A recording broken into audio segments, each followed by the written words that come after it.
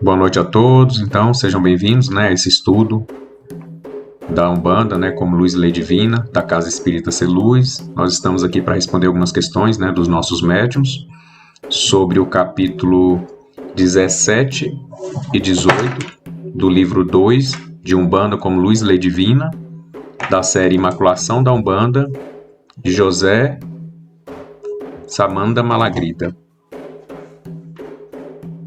O capítulo 17 trata dos pontos riscados e o capítulo 18 e 19. Capítulo 18 trata dos pontos cantados e o capítulo 19 trata sobre a Aruanda. Então vamos lá.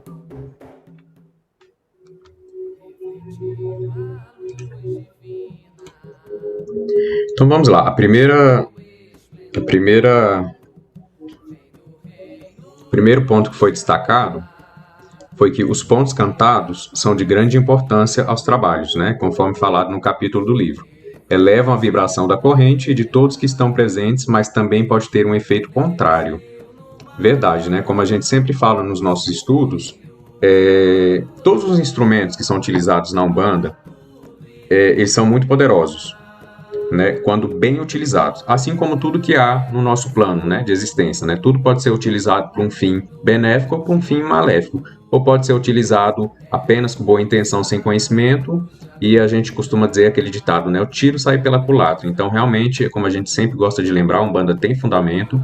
Então, esses pontos cantados, eles tocam todo o fundamento da Umbanda, inclusive os fundamentos da casa, né? Ou seja, eles vão e vêm numa troca energética com os pontos de força da casa, com os guias que estão em terra, com os médios que estão na corrente, e obviamente do mesmo jeito que os pontos, quando bem firmados, quando bem cantados, quando tem uma letra que eleva, né? Que a gente chama, seja um ponto de raiz ou seja um ponto terreno, mas que tem uma letra positiva e que tem uma harmonia, uma melodia que eleva, eles vão fazer muito bem.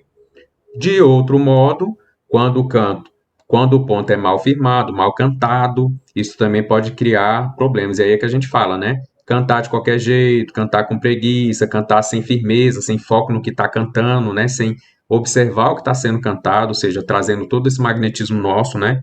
Lembrando que quando a gente está cantando os pontos, né? No primeiro momento, obviamente, cada médium da corrente, né? Está dentro desse processo de conexão um a um e também com a espiritualidade, está expandindo a sua própria aura, né? E no processo de expansão da própria aura, tocar todos que estão em volta, principalmente, né? Os consulentes que vêm em busca ali de socorro, de auxílio, às vezes chegam ali muito desequilibrados, desarmonizados, né? Então, esse é um ponto interessante da gente sempre relembrar, né? Que um ponto bem cantado, bem firmado, ele tem um alto poder, um grande potencial de elevação, né, de conexão espiritual, né, entre nós e entre os guias superiores. Do mesmo jeito que um ponto mal firmado, mal cantado, cantado de qualquer jeito, às vezes com preguiça, às vezes sem atenção, também pode desequilibrar uma corrente. E aí, como a gente até costuma dizer, geralmente quando o médium está começando a incorporar, até um médium que já é firme, ele está começando o processo ali de incorporação, de aproximação do guia dele, e o ponto ele é mal firmado, isso pode até atrapalhar um pouco, tirar o médium um pouco da sintonia, pode tirar. Imagine vocês um médium que está começando, né? Obviamente que essa relação ela não é absoluta, mas há sim casos que os médios firmes, eles sentem um certo atrapalho, principalmente até porque o ponto mal cantado, ele abaixa a nossa vibração. Então, na verdade, ele dificulta, né, esse nosso processo. Então, o ponto, ele é parte do fundamento da Umbanda e a gente tem que ter, sim, muito cuidado com essa questão. Caso algum de vocês queira falar alguma coisa, tá? Me chamem. Então, vamos lá, dando continuidade aqui.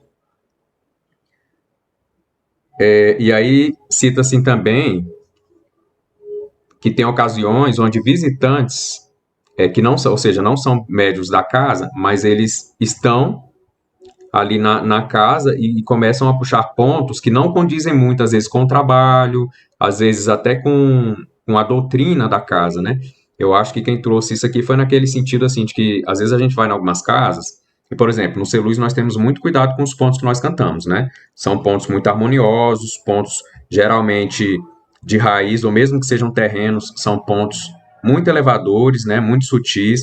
E o que que acontece? Em alguns momentos, alguns médios que vêm fora, que não têm esse mesmo pensamento que nós, que, por exemplo, bestializam o Exu, é uma coisa que a gente não faz na nossa casa, e tem pontos que bestializam, né? Demonizam, né? Projetam um aspecto demoníaco no Exu e na Pombagira que nós no Celuz não acreditamos, que nós no Celuz não cremos, não projetamos e não seguimos. Então, às vezes, o médium vem sem o consentimento de um dirigente ou alguém e entra com um ponto que a gente chama vulgar, o chulo, que ao invés de elevar a vibração, e desce. Né? Então, o que, que acontece? Aí vem o que mais eu achei interessante aqui de quem mandou essa questão. É necessário que o curimbeiro e os médios da casa estejam preparados que isso pode acontecer em algum momento. Então, vocês imaginam que nós estamos com uma corrente firmada, em plena elevação de vibração, conectada ali com tudo, e alguém de fora, às vezes até um visitante nosso, mas que a gente não conhece bem, por isso tem que ter esse devido cuidado, ele puxa um ponto, esse tipo de ponto, né, chulo, vulgar, que endemoniza os Exus e as Pombagiras, por exemplo, né, e às vezes muitos palavrões, muito pesado, né? Então, assim, desarmonizando a corrente. Aí, como é que age? Como é que o curimbeiro da casa age? O tabaqueiro da casa age? Como é que nós, numa corrente, vamos ter que agir? Por isso, a gente tem que estar preparado. Ou seja, firme, em pensamento, focado, porque no momento desse, obviamente, não só os dirigentes, né? Isso é um papel do dirigente. Obviamente, chega na pessoa, pede licença para a pessoa e a gente já faz o movimento para trazer um outro ponto. Né, exatamente para que essa corrente não seja quebrada e a harmonia não seja quebrada. Agora, isso faz parte, né? Nós temos que estar preparado para isso mesmo. É por isso que a corrente tem que estar firme.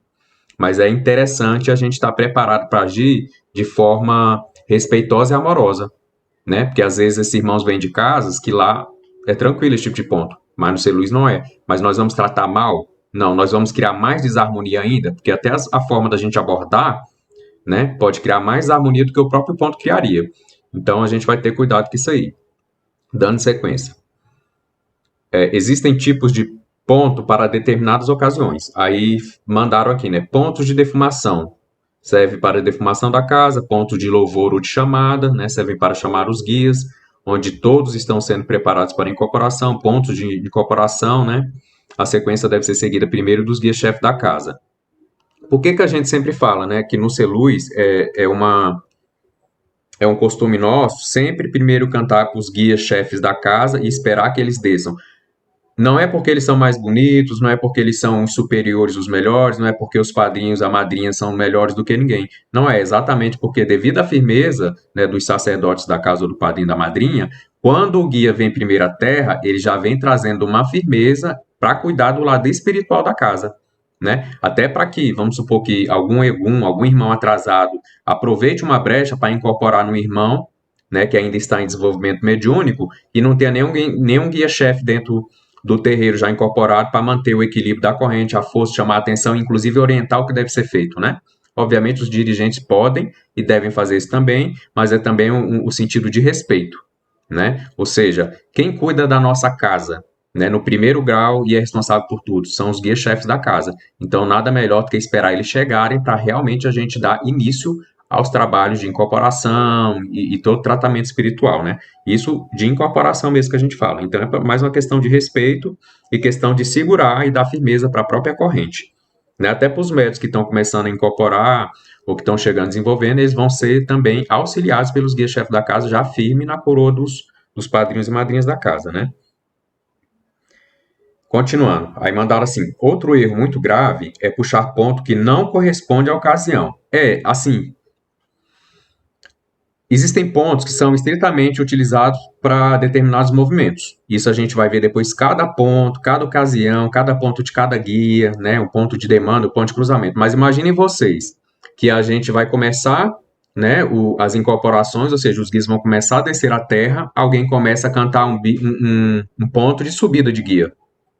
Né? Isso já confunde o próprio médium, né? E na verdade gera todo um movimento ao contrário, exatamente porque já existe, né, esse rito dentro da Umbanda. Mesma coisa ao contrário, você imagine que é hora de cantar para o guia subir, como a gente fala, né, nos nossos terreiros de Umbanda, ou seja, para o médium começar a preparar a desincorporação, né? E eles começarem a fazer a desconexão e alguém começa a cantar um ponto para chamar algum guia. Então, assim, existe sim um atrapalho nisso aí, e mais do que isso, é a falta de atenção do médium que puxa um ponto no momento errado. Ou falta de atenção, na maioria das vezes, ou até falta de conhecimento. Quando é falta de conhecimento, obviamente, nós vamos corrigir de forma amorosa, vamos instruir, né? E, e por outro lado, quando é falta de atenção, obviamente, a gente também deve chamar atenção, porque é aquilo que a gente fala, né? Mesmo quando a gente está ali em transe, a gente não está inconsciente. E mesmo o médico que não é de incorporação, que ainda não está trabalhando incorporado, ele tem que estar atento ao que está acontecendo no terreiro inteiro. Ao mesmo tempo que está conectado, de forma muito sutil, ele está acompanhando o trabalho, o que é diferente de ficar vendo o que os outros estão fazendo, acompanhando o que os outros estão fazendo. E é diferente. Uma coisa é acompanhar o trabalho, olhar para o todo, para toda a corrente. Outra coisa é eu ficar lançando críticas e pensamentos em direção de um de outro, vendo a forma como cada um trabalha. Então, isso é totalmente diferente e tem que ficar bem claro, né? Porque tem gente que acha que acompanhar o que está acontecendo no salão, no trabalho, é ficar olhando o que está fazendo de certo, o que está fazendo de errado, para depois dos trabalhos, inclusive, ficar falando. Nem antes, nem durante, nem depois, né? O acompanhar o trabalho é em outro sentido. Dando continuidade, o ponto também auxilia na hora das consultas, para que o guia tenha privacidade com o consulente. Auxilia o médium a não ficar conversando e se desconectar da energia do trabalho, se perdendo com assuntos aleatórios. Muito interessante isso, né? Eu acho que assim, a Umbanda, eu até comentei isso com um dos irmãos de vocês hoje, né? Falando que assim, a própria ritualística da Umbanda, apesar de muita gente ser contra e muita gente não entender direito, porque a Umbanda tem tantos ritos, quando a gente passa a analisar, a gente compreende, né, que o rito é uma forma muito especial que certamente os guias de Umbanda, a hierarquia superior que veio trazer a Umbanda novamente para a Terra, resgatar aqueles conhecimentos da Atlântida, né, da luz e tudo mais, que eles sabiam o que eles estavam fazendo, né? Então o rito tem muito essa simbologia de nos colocar num sentido de atenção, de consagração do momento, de foco, né? Então, assim, existe uma sequência de coisas que eu preciso fazer, eu tenho que estar acompanhando, tenho que estar concentrado e focado em tudo que precisa ser feito. Então, os pontos também são muito importantes, porque ao invés de eu ficar olhando o que os outros estão fazendo, eu estou firmando ponto, eu estou batendo palma, eu estou concentrado no que o ponto está dizendo, eu estou tentando entender quais as energias que aquele ponto está trazendo para aquele momento na corrente, e aí que vocês começam a distinguir ponto de quebrar demanda, ponto de descida de guia, ponto de subida de guia, ponto de cruzamento de corpo, ponto de cruzamento de salão, ponto de defumação. Então, assim, como é que eu vou perceber, como é que eu vou sentir, como é que eu vou entrar em sintonia com o que esse ponto está realizando num nível sutil aqui dentro da casa, se eu estou preocupado com outras coisas?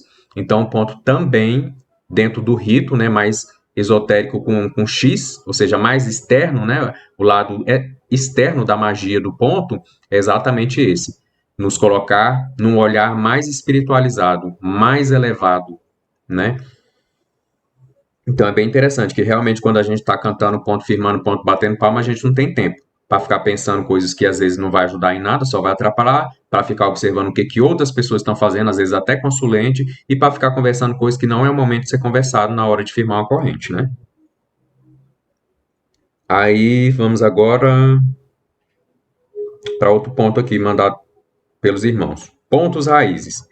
Pontos raízes são os trazidos pelas entidades de planos superiores com fundamentos e magias sonoras específicas, não podendo ser alterados. Verdade verdadeira, gente. O ponto raiz, quando ele é trazido por um guia ou quando ele é intuído para um médico por meio de um guia, ele já vem com um código muito específico, muito sutil, que poucos de nós compreendem, porque existe uma mensagem, existe todo um magismo sendo realizado por trás do ponto, e assim ele não deve ser mudado e nem pode ser mudado. Isso é o ponto raiz, né? Geralmente, o que são esses pontos raiz? São pontos que o próprio guia traz ou o próprio guia intui o médium. Então, ele vem com toda uma inteligência desse magismo que a gente fala, a parte externa do magismo, né? Que é o símbolo, que é a cor, que é o número, que são todas as correlações dos cinco sentidos nossos. Então, vem com esses códigos, né? Assim como o mantra tem, assim como enfim, tudo que vem dos planos superiores, né? Vem dentro de uma matemática perfeita. Vamos falar de forma bem simples assim. Já os pontos terrenos, Eles são criados por nós, né, umbandistas, no caso, e possuem também sua importância quando sérios, respeitosos e com fundamento. É aquilo que a gente falou. Infelizmente, tem médios que estão mais perdidos do que encontrados, que estão trazendo pontos chulos, com palavrões, demonizando os guias, muitas vezes, falando, xingando, enfim. Só atrapalha realmente o serviço que a Umbanda veio prestar. Mas todos os outros pontos que são criados, por exemplo, que algum de vocês sintam uma inspiração. Uma coisa é um guia te intuir um ponto pronto. Isso é um ponto de raiz. Outra coisa é você ser inspirado. E você pode ser inspirado, inclusive, por um guia seu, para que você componha um ponto de Umbanda para uma entidade. Inclusive, até lembrei que a dona Júlia já até fez isso, compôs alguns pontos belíssimos. Então, assim, é aí que está a importância. Quando o ponto é respeitoso, quando ele traz, quando ele vem da minha inspiração, ou da inspiração, a inspiração, lembra que eu falei para vocês, a inspiração nos conecta com o nosso eu superior, com o sagrado em nós, com Deus em nós, com Cristo em nós. A inspiração, ele vem do eu superior. Então, assim, são pontos que elevam muito também. Talvez até tanto quanto um ponto de raiz, né? Porque a questão não é se é de raiz ou se é terreno, a questão é a mensagem, o quão iluminado é esse ponto e quanta força ele traz dos planos superiores, né? Para aqui para a Terra. Então, essa é a diferença de pontos raiz para pontos terrenos. Então, os pontos terrenos a gente já pode mexer mais neles, né? Como a gente até faz às vezes no Celuz, botar o nome de um guia, de um preto velho, botar de outro preto velho, mas assim, são mudanças que não vão atrapalhar de jeito nenhum, né? Porque todos os guias da Umbanda são de luz, são amorosos, são bem-vindos, então assim não atrapalha. Então se eu canto o ponto Papai Jeremias, ou Papai Joaquim, ou Pavó Catarina, ou um outro preto velho, só mudando o nome, isso não tem prejuízo nenhum para a força do ponto. Simplesmente nós estamos, eles dentro desse princípio da unidade, que eles já compreendem, eles já vivenciam, isso inclusive para eles é contexto de muita alegria, né?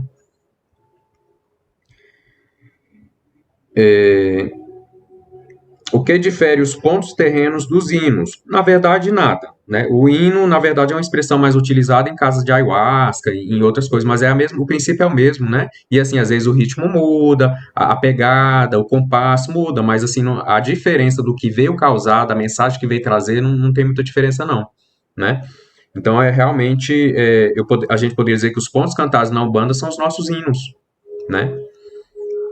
Então, que os hinos da ayahuasca são os pontos cantados dele. Agora, obviamente, nós usamos o atabaque, né? No hino pode usar um atabaque? Pode, tudo bem. Agora, na Umbanda, nós temos os nossos instrumentos mais característicos, né? O agogô, na Umbanda, também pode ser utilizado, até o triângulo, né? Enfim, outros instrumentos. Todos os instrumentos têm um grande poder de mexer com os nossos chakras, né? Como a tigela tibetana, enfim. Todo instrumento bem tocado, ele eleva. Do mesmo jeito que um instrumento mal tocado, ele adensa, né? Abaixa a nossa vibração. Outro ponto. O som gera, carrega e conduz o axé da casa. Gente, importantíssimo. Aumentando a energia e o equilíbrio nos vários planos da existência. Imagine vocês quando a gente estudou a apometria, né? A gente se divide em 7 corpos, cada um desses 7 corpos se subdivide em 7, que cada um desses subdivide até 49. Olha quantos planos da existência nós existimos ao mesmo tempo, simultaneamente.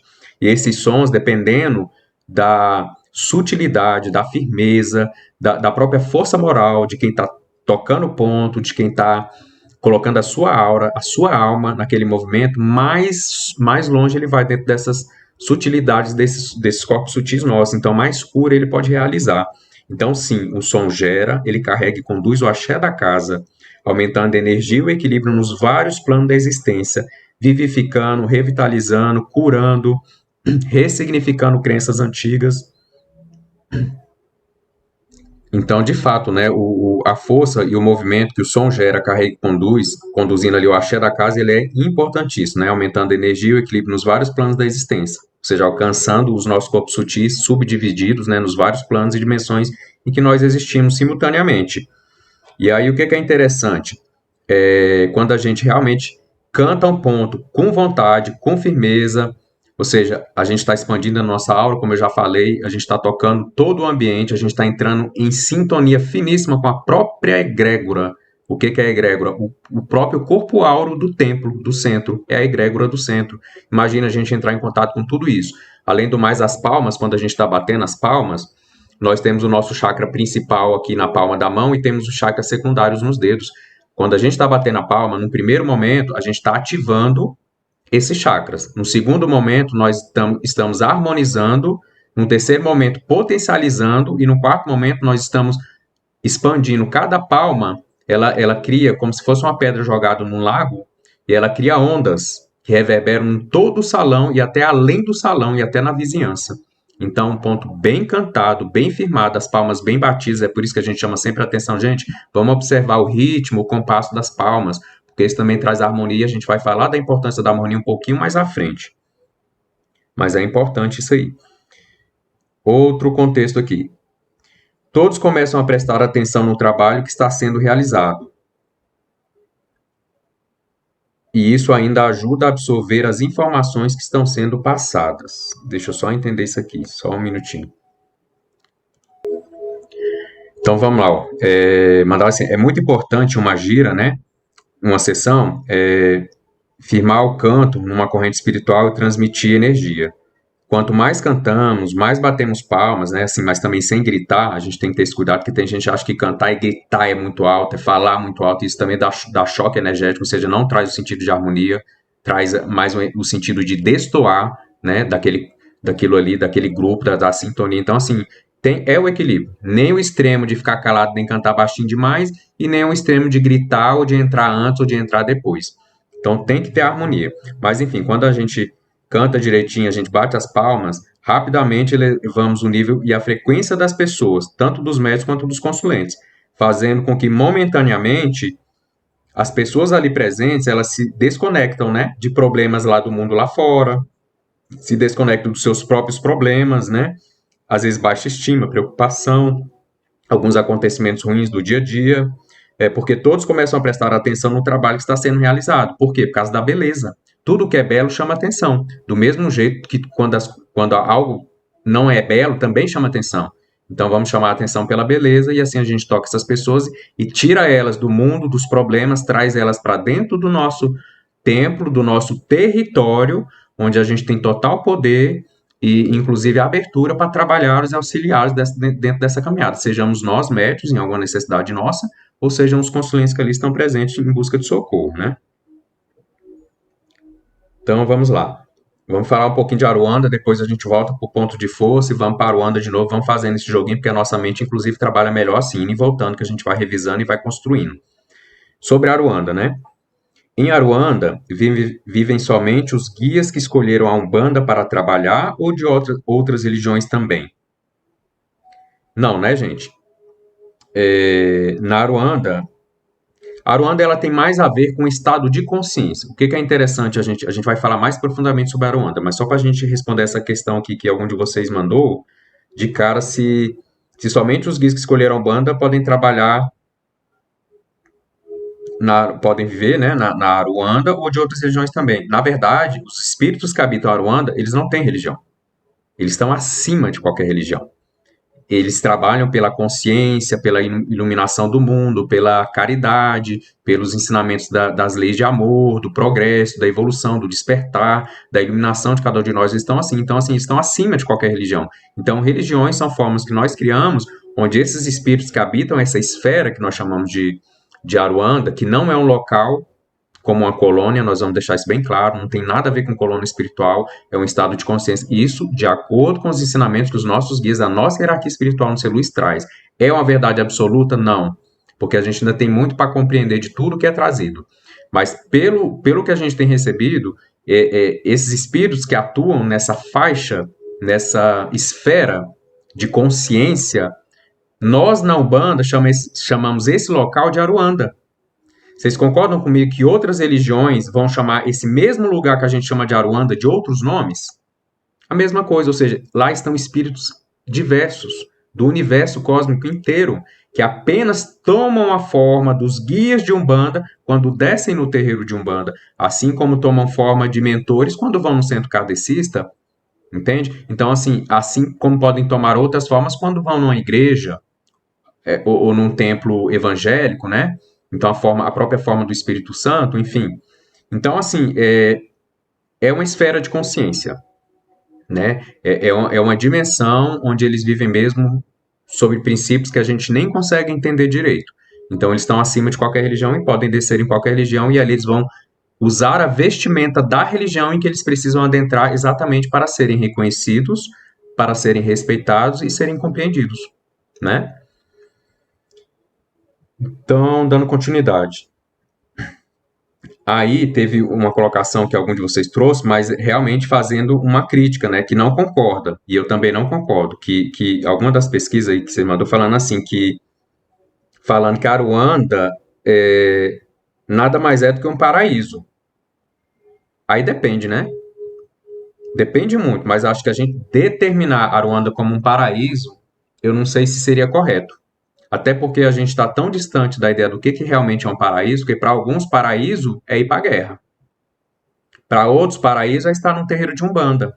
Para outros, estar num terreiro de Umbanda não tem nada de paraíso. Para outros, estar num templo catolicismo é um paraíso. Então, esse paraíso é muito relativo. Então, assim, falar que Aruanda é nada mais do que um paraíso, eu acho que é muito subjetivo e, na verdade, não traz conhecimento nenhum. E aí até fazem a comparação também que é a mesma coisa do que a colônia Nosso Lar, trazido pelos conhecimentos espiritistas, né? Espírita. Pior ainda, né, gente? Eu prefiro chamar Ruanda de paraíso do que de uma colônia espiritual, que não tem nada a ver, né? Então, imagine, a colônia espiritual é um momento de restabelecimento, inclusive, o Daniel trouxe... Daniel tá aí não, né, gente? O Daniel trouxe uma colocação interessantíssima sobre essa questão, que a colônia espiritual nada mais é do que um local onde as pessoas vão se preparar para reencarnar. E a Aruanda não. A Aruanda é um local onde espíritos missionários habitam, entre aspas, para poder descer e cumprirem a sua missão aqui junto a nós, e inclusive em outros planos de existência, em outros orbes também. E nós vamos falar disso mais à frente. Então, assim, uma coisa que eu posso afirmar para vocês é que a Aruanda não tem nada a ver com paraíso nesse sentido subjetivo, porque... E também não tem nada a ver com colônias espiritual, não é um local, um ponto fixo, não é. É mais um estado de consciência.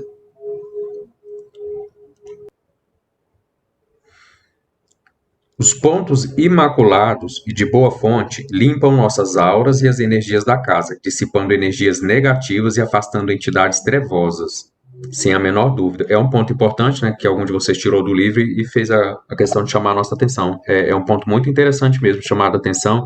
Gente, sabe o que eu acho mais mágico nas minhas experiências, quando uma corrente está bem firmada, cantando os pontos, batendo palma? É o poder de transmutação. Então, o que a gente tem que visualizar quando o ponto está sendo cantado, as palmas estão sendo batidas? Não é só simplesmente limpar a casa, assim, colocando as energias ruins para fora. Não é isso. Os instrumentos da Umbanda não trabalham dessa forma. Eles trabalham transmutando essas energias. Então, o que a gente faz? A gente não simplesmente pega a energia ruim, às vezes que alguém traz ou que está no ambiente, e joga ela para outros lugares, não. A gente capta essa energia, leva ela para os pontos de força da casa. Nesses pontos, essas energias são transmutadas, são levadas aos sítios energéticos dos orixás. Lá elas passam pela verdadeira transmutação, né? Na verdade, na nossa casa, ela começa a ser transmutada essa energia. Ela vai para os planos, para os sítios energéticos dos orixás, onde elas são verdadeiramente transmutadas, e ali elas voltam para a natureza equilibradas, harmonizadas e puras novamente, né? Então, assim, a casa, né, assim como cada um de nós somos dínamos que estamos manipulando e transformando essas energias, a nossa casa, o nosso templo também tem esse poder. Agora, imagine o poder da nossa casa, que é o conjunto de todos nós juntos, né? De todos os pontos de força, inclusive dos consulentes também, né? Que vem agregar e somar luz a uma corrente numa casa. Então, realmente, eles têm esse poder de transmutar. E é muito mais importante do que simplesmente limpar no sentido de botar, vamos supor, debaixo do tapete. É uma coisa que nós na Umbanda não fazemos. Agora vamos pegar Aruanda de novo. Ó. Em Aruanda, uma esfera superior, vive-se do amor e pelo amor, e seus espíritos de luz, que podem assumir diversas roupagens, frequências vibratórias e atuarem em diversos trabalhos, linhas, templos ou religiões, descem à Terra no intuito missionário de abnegadamente auxiliar a humanidade nos caminhos evolutivos. Bem, falou bem, acho que a gente consegue até ter mais uma ideia do que é Aruanda quando a gente fala dessa forma, dos habitantes de Aruanda. Do mesmo jeito, como é que a gente vai conhecer a verdadeira casa de Umbanda? Olhando para os médiuns daquela casa de Umbanda.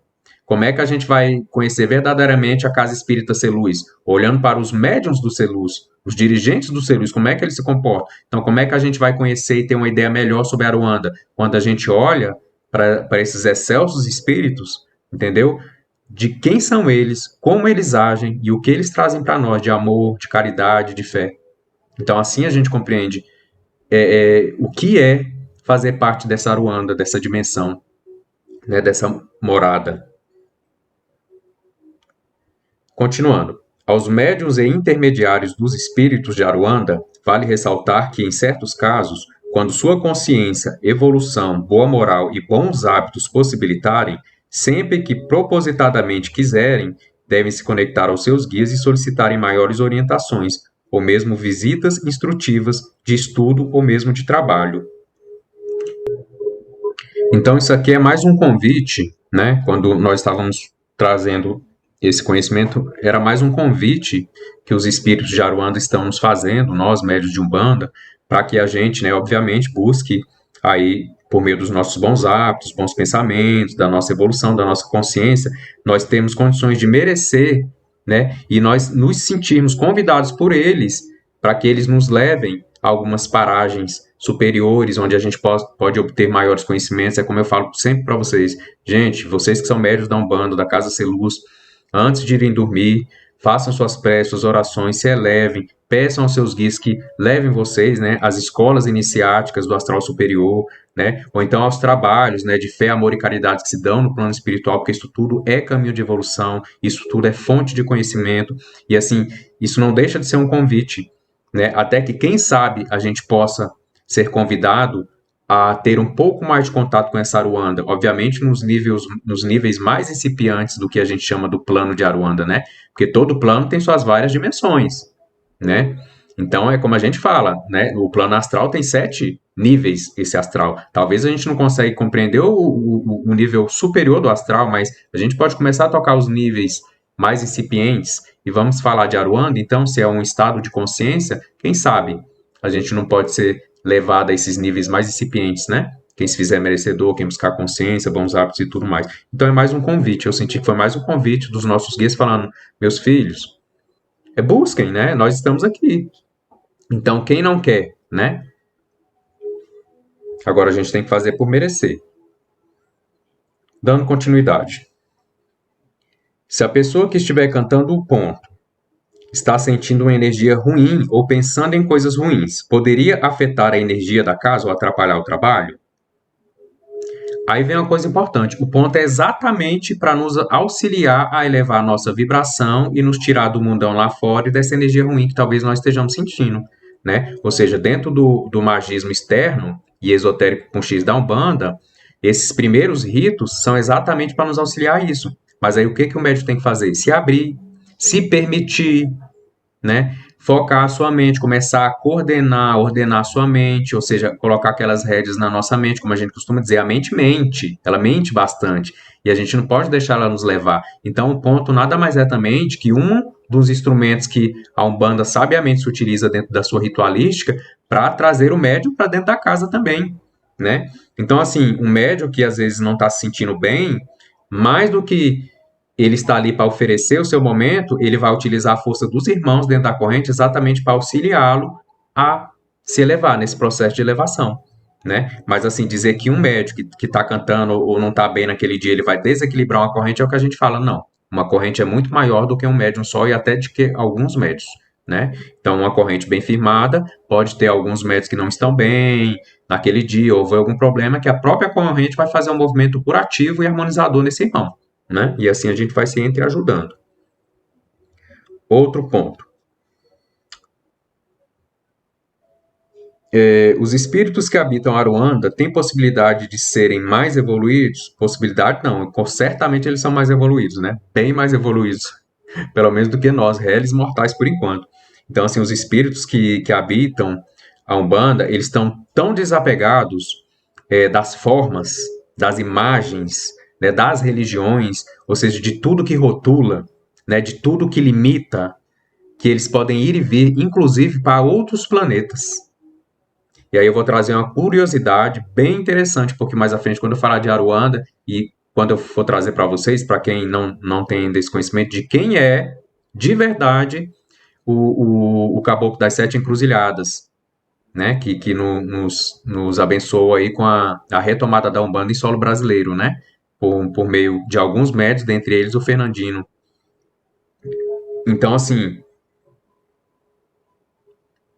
esses espíritos que vivem nesse estado de consciência que nós na Umbanda chamamos de Aruanda, eles estão tão desapegados que a liberdade deles de ser, de existir, de agir com a luz da alta magia, da magia superior, de trazer essa consciência para o nosso plano, de ser luzes aqui nesse nosso plano, é tão grande que realmente eles estão assim a léguas, né, de anos-luz de evolução aí na nossa frente. Mas um dia chegaremos lá. Né? Assim como eles passaram pelo que a gente está passando hoje, de certa forma, se não aqui em outros planetas, em outras realidades, mas eles também passaram, ninguém pula etapa, todo mundo está no processo de evolução, e isso é uma lei inexorável, ninguém pode derrogar essa lei. Aí mandaram aqui, o que seria pontos de cruzamento? Ó, um exemplo é aquele ponto que a gente usa para fazer o cruzamento da nossa casa, isso tem vários pontos de cruzamento. E aí a gente pode falar, eu posso cantar um ponto para fazer o encruzamento do terreiro, né? No Celuz nós fazemos o encruzamento do nosso terreiro nos 4 elementos. Tem outras casas de Umbanda que fazem cruzamento diferente, que não usam os 4 elementos, só usam um elemento. Às vezes não faz esse cruzamento como a gente faz, isso aí vai vir dentro da doutrina da casa, da orientação que o próprio sacerdote ou sacerdotisa foi orientado, porque lembrando vocês que cada casa cumpre uma missão muito especial e muito importante. Né? Então, na nossa casa Celuz, nós temos o ponto de encruzamento, onde a gente é utilizado, fomos orientados pela nossa hierarquia espiritual para utilizar os 4 elementos, inclusive dentro daquele princípio que sem os elementos, né, sem o contato com esses elementos, é difícil realizar o magismo, né? O magismo ele se dá pela realização dos 4 elementos, e aí busquem lá aqueles vídeos que eu estou colocando na internet sobre o magismo da luz, né? Aquela série de, enfim, são vários vídeos, eu não sei quantos vão ser, mas por enquanto são 10. Mas fala que a magia ela não existe sem os elementos: terra, fogo, água, ar e o éter, que é onde essa magia se realiza e é o que essa magia movimenta. Então, no Celuz nós fomos orientados a fazer dessa forma. Então, aquele ponto de cruzamento que a gente faz, por exemplo, é um ponto de cruzamento. Aí pergunta, seria o encontro com as 7 linhas a Aruanda? Não, não é bem isso não. O encruzamento realmente é a gente cruzar os pontos de força da casa, não bem cruzar as linhas, né? Mas mais no sentido de trazer a força consciente, o movimento consciente das energias de todas as linhas, de todos os pontos de força da casa, o encruzamento do terreiro, quando a gente vai abrir o nosso trabalho, é para isso, né? Ou seja, é para a gente conectar uma coisa a outra coisa. Todos nós com os guias espirituais, nós com nós mesmos, nós fazendo uma conexão com os pontos de força da casa, com os nossos gongá, com o nosso gongá, com o nosso fundamento da nossa casa, enfim. O encruzamento é para isso. Então, o encontro com as 7 linhas seria mais no sentido de... Eu acho que poderíamos até entender sim, né? No nosso caso, da nossa casa, nós trabalhamos dentro das 7 linhas aí da Umbanda, no sentido de realmente da gente entrar em conexão com todas essas linhas aí sim. Aí trouxeram assim, observemos que lá não existem essas roupagens fluídicas na Aruanda, né, gente? Que as entidades apenas se utilizam aqui em nosso plano, verdade verdadeira, como de pretos velhos ou caboclos, ou exus e pombagiras, pois tais vestes se dão mais por necessidade nossas e não deles. Gente, verdade, como eu falei, eles estão tão desapegados de formas, de limitações, que eles não precisam. Quem precisa, nós.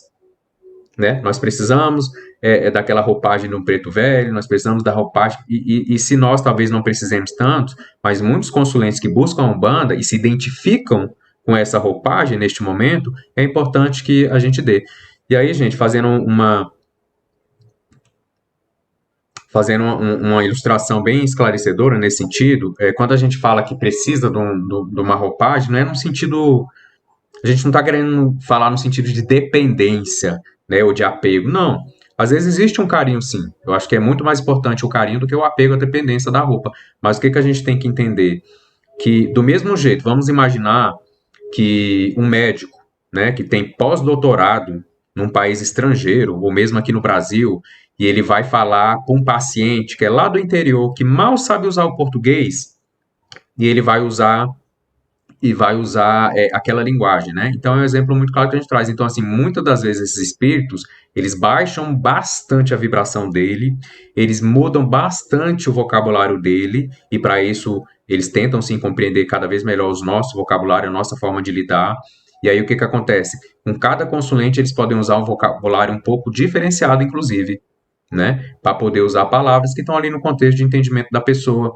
E é muito interessante a gente notar na Umbanda, nós que somos médiums, que em alguns momentos os nossos guias estão falando que nós, como médios, não somos inconscientes, nós estamos entendendo uma coisa e o consulente está entendendo outra coisa completamente diferente. Isso é uma coisa, gente, que a gente chama que está além da própria consciência do médium, para a gente ver que a gente não está no controle da coisa.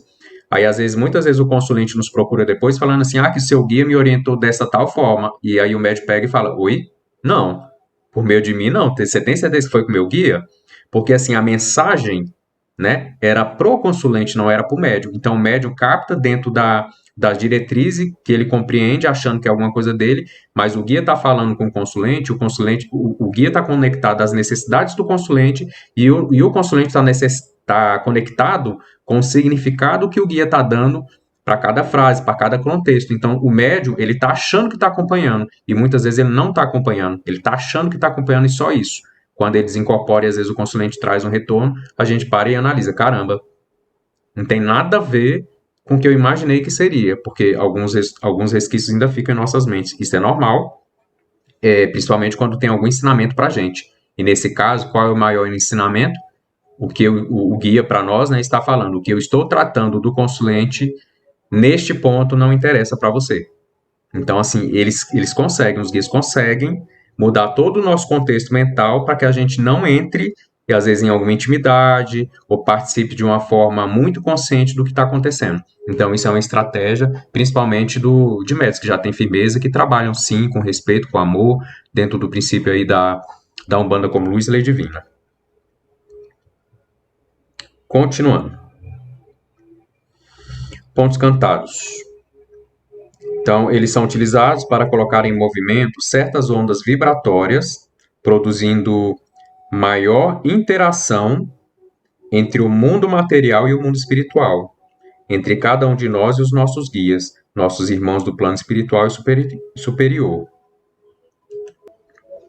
Então, gente, exatamente. Esse outros pontos a gente já veio tocando, eu queria aprofundar um pouquinho nessa questão de que os pontos cantados, né, eles colocam em movimento certas ondas vibratórias, aquela história que eu falei, né, como se a gente tivesse, imagine que a gente estava batendo a palma das nossas mãos no espelho de um lago, né, só que a gente está fazendo isso no éter, né, que é o magismo da luz, é onde ele se realiza. E aí o que acontece? É uma interação entre o mundo material e o mundo espiritual. Então, se eu jogo uma pedrinha no espelho de uma água e ela faz aquelas ondas no plano material, com as palmas, o ponto bem cantado, bem firmado, ele cria esse movimento ondular e até espiralado em alguns momentos, porque quando a gente bate a palma, a gente não cria pequenos vórtices energéticos, esses vórtices eles também têm um sentido espiralado, né, de movimentar, e também ondulatório a todos os planos, vibrar em todos os planos, todas as frequências e cada vez mais longe, né? Quanto mais firme, quanto mais energia o médium tem. Ou seja, quanto mais potente o médium é em questão de moral, né? Em força moral, em força magnética, em conhecimento, mais potência vai ter os chakras dele, a aura dele, o ovo áurico dele e todo o magnetismo dele, né? Então, o que acontece? Isso gera essas ondas e elas vão trabalhar nos dois planos, e ao mesmo tempo vão trabalhar nos dois planos, porque os planos eles não são separados, eles se interconectam, né? Então, o plano material, o plano etérico, o plano astral, os astrais superiores, enfim, estão todos conectados. E aí ele vai criando não só essa conexão mais límpida, mais clara, mais harmônica, como também vai trabalhando em todas essas dimensões. Vamos voltar agora um pouquinho para Aruanda, um ponto que um de vocês mandou considerando importante, retirado aqui do livro, né? Aruanda.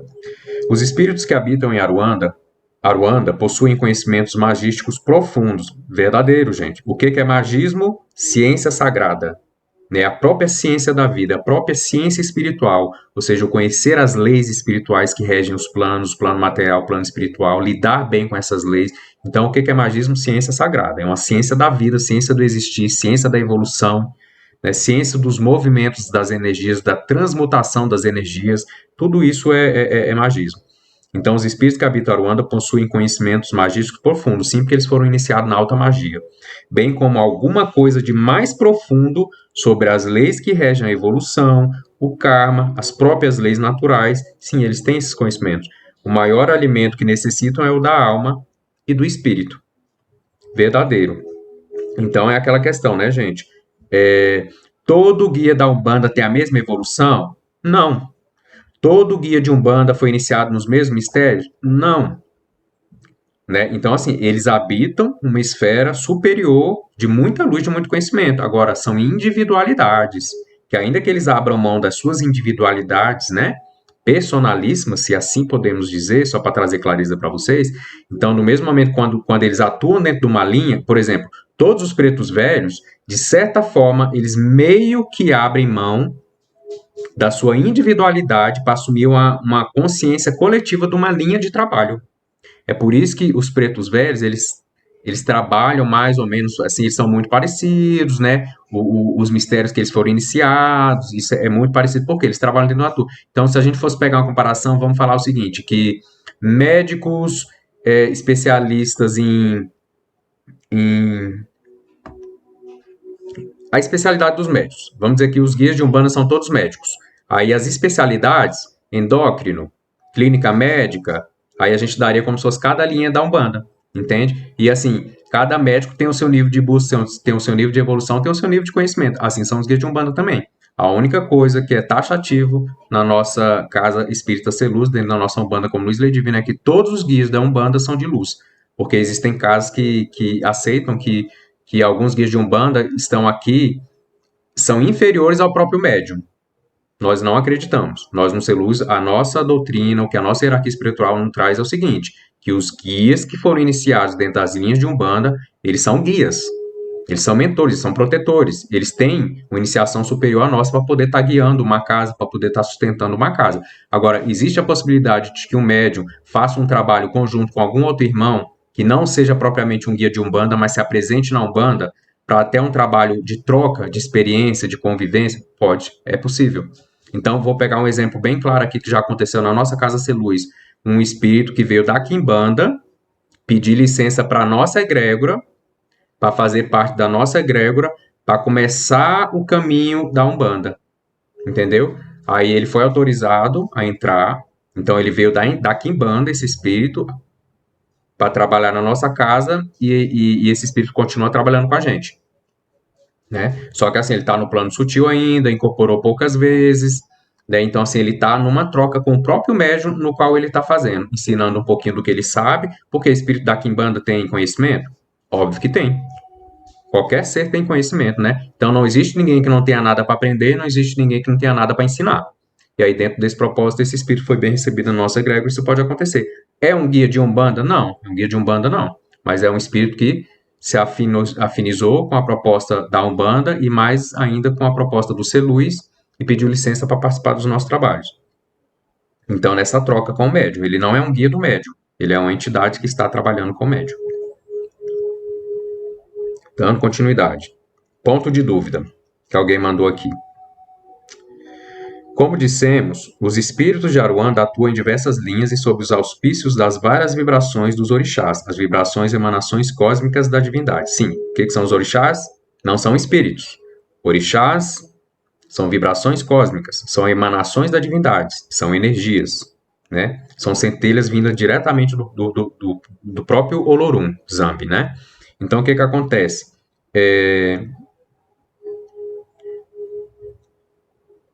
Todas as entidades, os guias de Umbanda, né? Eles trabalham dentro de uma vibração de algum orixá. Por quê?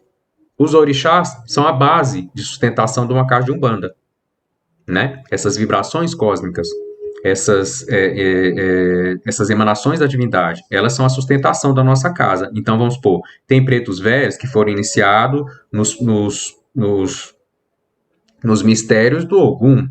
Tem preto velho que foi iniciado nos mistérios de todos os orixás das 7 linhas. Tem caboclo que foi iniciado nos mistérios de Oxalá. Então ele trabalha sobre a irradiação, sobre a vibração cósmica de Oxalá. Então ele vai trazer os mistérios daquela linha de trabalho. Então é isso aqui que quer dizer. Né? Como dissemos, o espírito de Aruanda atua em diversas linhas e sob os auspícios das várias vibrações dos orixás. Sim, tem guias que trabalham, geralmente esses guias, os 7, né? Eles trabalham nas 7 linhas. Então eles foram iniciados nos mistérios das 7 linhas de uma casa. E outros espíritos não. Então, por exemplo, a gente pega Pai Jeremias de Ogum, que é o preto velho que trabalha comigo. Ele trabalha sob a vibração de Ogum. Ah, então, padrinho, você quer dizer que ele não tem conexão com as outras linhas, ele não tem conhecimento das outras linhas? Não, ele tem conexão e ele tem conhecimento. Mas ele está atuando sobre a vibração de Ogum. Né? Assim como nós temos também algum conhecimento, não igual a um guia, mas nós temos conhecimento de outras linhas. E lembrando que qual é o propósito da Casa Espírita Ser Luz, né? Da nossa iniciação? Nos conectarmos com todas essas vibrações ao longo das nossas existências, porque isso numa encarnação só talvez não seja possível, assim, se conectar da forma profunda e essencial. Mas, obviamente, nós estamos começando sim a entrar em contato. Por isso, sim, que na nossa casa, os médios de incorporação, eles podem incorporar, sim, né, todos os falangeiros vibrando em todas as irradiações de todos os orixás, todas essas vibrações cósmicas, né? E quem não é de incorporação também se conecta só sob um outro prisma, de outra forma, né? Os pontos cantados podem ser entoados com harmonias e melodias diversas, cada um com um propósito diferente e específico. É aquilo que a gente falou, né? Ponto de cruzamento, ponto de quebrar demanda, ponto de descida de guia, de subida e tal. E eles têm o poder de alterar frequências vibratórias ou moldá-las dentro de uma intenção específica de trabalho dentro das diferentes linhas de Umbanda. Sim, e aí vem essa especificidade de alguns pontos. Você imagina que um ponto de quebrar demanda vai ser um ponto muito vitalizante, muito catalisador de muita energia.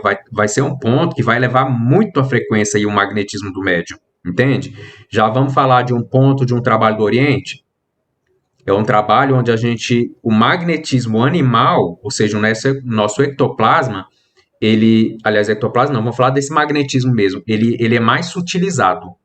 É como se a gente fosse fazer uma comparação, a gente vai dançar uma música lenta ou a gente vai dançar um rock, entende? Então, assim, imagina a inteligência desses pontos, né, dos raízes ou os pontos intuídos, dentro de um propósito específico de cura, de quebra de demanda. Então, eles trazem códigos de força, eles trazem palavras que trazem, né, essa potencialidade vibratória de modular as frequências do ambiente. Inclusive, modular a própria vibração do médium, para que o médium seja colocado numa sintonia necessária para aquele trabalho. Então, se a gente vai fazer um trabalho do Oriente, que é um trabalho de máquina, na nossa Casa Espírita Ser Luz, ou seja, as músicas, os pontos que nós vamos cantar, eles utilizam as nossas frequências, mas é uma energia mais sutil e menos densa. Já se a gente for fazer um trabalho de quebra de demanda no meio de uma gira de Exu, o ponto é totalmente diferente. Ele vai levar o nosso magnetismo, vai trazer toda a nossa potência energética, né? Vai gerar muito ectoplasma para poder, enfim, fazer os processos ali de transmutação e tudo mais isso, né? Ou seja, os pontos de força da casa vão atuar de forma diferente também, né? Que são os chakras da casa, então tudo vai se movimentar de forma diferente. Então, realmente, cada ponto tem um poder de alterar essas frequências vibratórias e moldá-las dentro de uma intenção específica, né? Seja de um trabalho, seja de um movimento e até de um estudo. Aí eu vou ler aqui um trecho que alguém mandou. É bom reforçar a importância dos médios conhecerem, treinarem e escutarem os pontos em casa. Verdade, né, gente? Não é deixar para aprender na hora da corrente, porque senão é aquele negócio, né? Fica feio. Imagine, a gente está na orquestra, eu vou usar esse exemplo da orquestra mais à frente. Imagine que ninguém estuda em casa, né? Então, o violinista, o saxofonista, enfim, as pessoas na orquestra estão lá, não estudam em casa, aí vai aprender a música ali na hora de fazer a apresentação. Não tem lógica isso, né? E a gente acha que é diferente. Não é diferente. Guardando, assim, as devidas proporções, obviamente, né? Então, porque é muito mais fácil, né? A gente aprender um ponto de umbanda, bater uma palma e tal, do que aprender um instrumento, afinar e ir lá. Então, é bem diferente, mas requer sim. Requer a responsabilidade, requer o comprometimento da gente buscar na nossa casa. Poxa, eu não conheço esse ponto. Deixa eu decorar a letra. Deixa eu entender o que essa letra traz. sabe? Deixa eu sentir um pouquinho, começar a entrar na energia do que essa letra quer trazer, e aí na hora lá da corrente, poxa, eu vou fazer bonito, eu vou ser um somatório ali, né? Então é importante. Então a sincronia da voz, das palmas, tudo conta dentro de um trabalho. A harmonia, você imagine, né? Uma orquestra, cada um toca na hora que quer, a nota que quer, do jeito que quer. Vai sair horrível. Não vai sair uma melodia ou harmonia, vai sair uma desarmonia, né? Uma coisa horrorosa. Do mesmo jeito é um trabalho de corrente, né? Então, aí a Blenda até está falando, ó, que todo sábado às 10 horas da manhã passa na Rádio Cultura um programa chamado Barracão de Cultura. Tem muito ponto. 100,9 FM. Aí, ó, interessante. Então, assim, gente, ó, o que mais tem são pontos lindos, maravilhosos de Umbanda. No YouTube, na Rádio Agora FM, que eu não sabia, Blenda, obrigado, compartilhar. Então, assim, vamos compartilhando nos nossos grupos também, porque existem formas. Agora, a questão é a seguinte, eu estou interessado? Eu estou fazendo a minha parte? Ou eu estou deixando para aprender ponto na hora que eu chego na casa ser luz no dia de trabalho, né? Não é. Aí, qual é a responsabilidade dos dirigentes? Afastar um pouquinho aquela pessoa para não desarmonizar a orquestra. Esse é o papel de um regente, né? Colocar todo mundo em sintonia, né? Então, se uma pessoa não está em sintonia, aquela pessoa precisa entrar na sintonia. Claro, com carinho, com muito amor, com muito cuidado, respeito. Por isso que existe os dias de desenvolvimento, né? Mas também esse médico tem que ter esse bom senso de buscar fazer isso, se antecipar. Do mesmo jeito, no dia de desenvolvimento eu deixo para aprender. Não, eu vou aprender em casa os pontos e no dia de desenvolvimento eu já vou estar só no ponto de aparar as arestas, né? Então, a sincronia da voz, das palmas, tudo conta dentro do trabalho. Muitos acabam tendo vergonha de puxar algum ponto por não cantar bem ou algo do tipo, mas para o trabalho não é preciso ter a melhor voz do mundo, de fato não é. Inclusive, a gente desenvolve, eu mesmo, quando eu comecei a cantar, eu morria de vergonha, minha voz era bem pior do que é, e hoje eu já consigo firmar ponto, já consigo cantar, já não tenho vergonha, porque assim, eu me preocupo muito mais na firmeza, na minha energia, no que eu estou gerando nos outros e no ambiente, do que propriamente se a minha voz é a mais linda do barracão, entende? Então, na verdade, a gente tem que exercitar, né? Então não é preciso a melhor voz do mundo, basta entoar o ponto com todo amor que há dentro do coração, verdade, respeito. Pense que você está saudando, louvando, agradecendo aquelas energias ali presentes no momento do trabalho. É um momento sagrado. Se entregue, se deixe levar pelo som da tabaque. É uma experiência magnífica. E é mesmo, gente, é mesmo. Olha, quem se permite sentir o que um ponto bem cantado, bem firmado faz, se eleva a paragens celestiais, verdadeiramente. E não tem como eu cantar um ponto bem, eu firmar um ponto bem, se eu não fizer isso, né? Se eu não treinar em casa, se eu não buscar, enfim, se eu não fizer a minha parte. Então aí fala assim, é bom comentar também sobre as casas que têm o costume de cantar os pontos quebrados, ou aqueles pontos chulos, pontos rasgados, né? Especificamente, mais especificamente na linha dos Exus da Pombagira, verdade, né, gente? Que contém palavras de baixo calão e entre outras coisas absurdas. E que verdadeiramente esses pontos, eles atraem energias de baixa vibração para casa e são nesse caso em que as correntes energéticas vão se desgastando e até quebrando, verdade, né? Aí eu pergunto para vocês, gente, me diga qual é o propósito de certos pontos que alguns inventam, que alguns cantam nos terreiros, né? Se é mais para tocar o terror, na verdade, do que no sentido, né? E assim, no sentido de profanar o próprio sagrado do que propriamente de sacralizar aquele momento, vocês concordam? Então, assim, tem pontos que não tem propósito nenhum de ser cantado dentro de uma casa que se diz espírita, espiritualista, do movimento de ascensão, de cura, de iluminação do ser. Não tem. Então, assim, é ridículo, é um desserviço, né? A Umbanda, as casas que utilizam esses pontos, mas enfim, existem várias outras casas, que esse é o magnífico da Umbanda, né? Enfim, cada um cuidando da sua caminhada e a gente fazendo o nosso melhor, mas de fato a gente tem que ter esse cuidado, né? Esses pontos quebrados, chulos, rasgados aí, eles nos colocam em contato, muitas vezes com entidades perversas que têm um intuito completamente diferente do que a Umbanda verdadeira busca, na sua essência, né? E os verdadeiros umbandistas. Aí alguém mandou assim, né? Os pontos cantados são uma reza. São sim como uma reza. A gente pode dizer que é uma forma, né, de entoar um mantra, é uma forma de rezar, é uma forma de orar. Porque o que é orar? A gente consagrar, né? Nos colocar em contato com o divino, com os seres de luz. Então é assim, os pontos cantados são uma reza. Por isso é importante prestarmos atenção em cada palavra ali proferida. Importantíssimo. e absorvemos o máximo do que é passado ao entoar o canto. Verdade, gente, bem lembrado. Então, assim, a letra é importante. A letra é que dá todo o sentido do ponto que está sendo firmado e eu preciso saber, né, o que aquela letra está me passando, o que aquelas palavras devem significar, estão me chamando a atenção para quê? E não simplesmente cantar daquela forma automática, que assim, eu não sei, não tenho consciência de nenhuma palavra que sai da minha boca, porque tem gente que até canta com muita firmeza de voz, mas não tem firmeza de pensamento. Então tem que ser esse conjunto. Eu tenho que saber o que eu estou cantando, as palavras que eu estou entoando, né? Porque a palavra tem força, de verdade.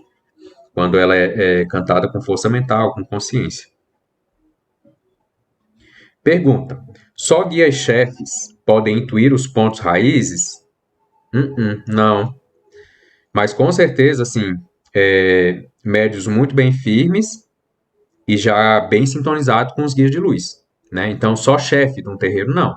Mas um médium firme, desde que sintonizado e bem firme já com os guias de luz, ele pode saber, o médium que está começando pode receber um ponto raiz? Pode sim. Não é impossível, mas é menos provável, né?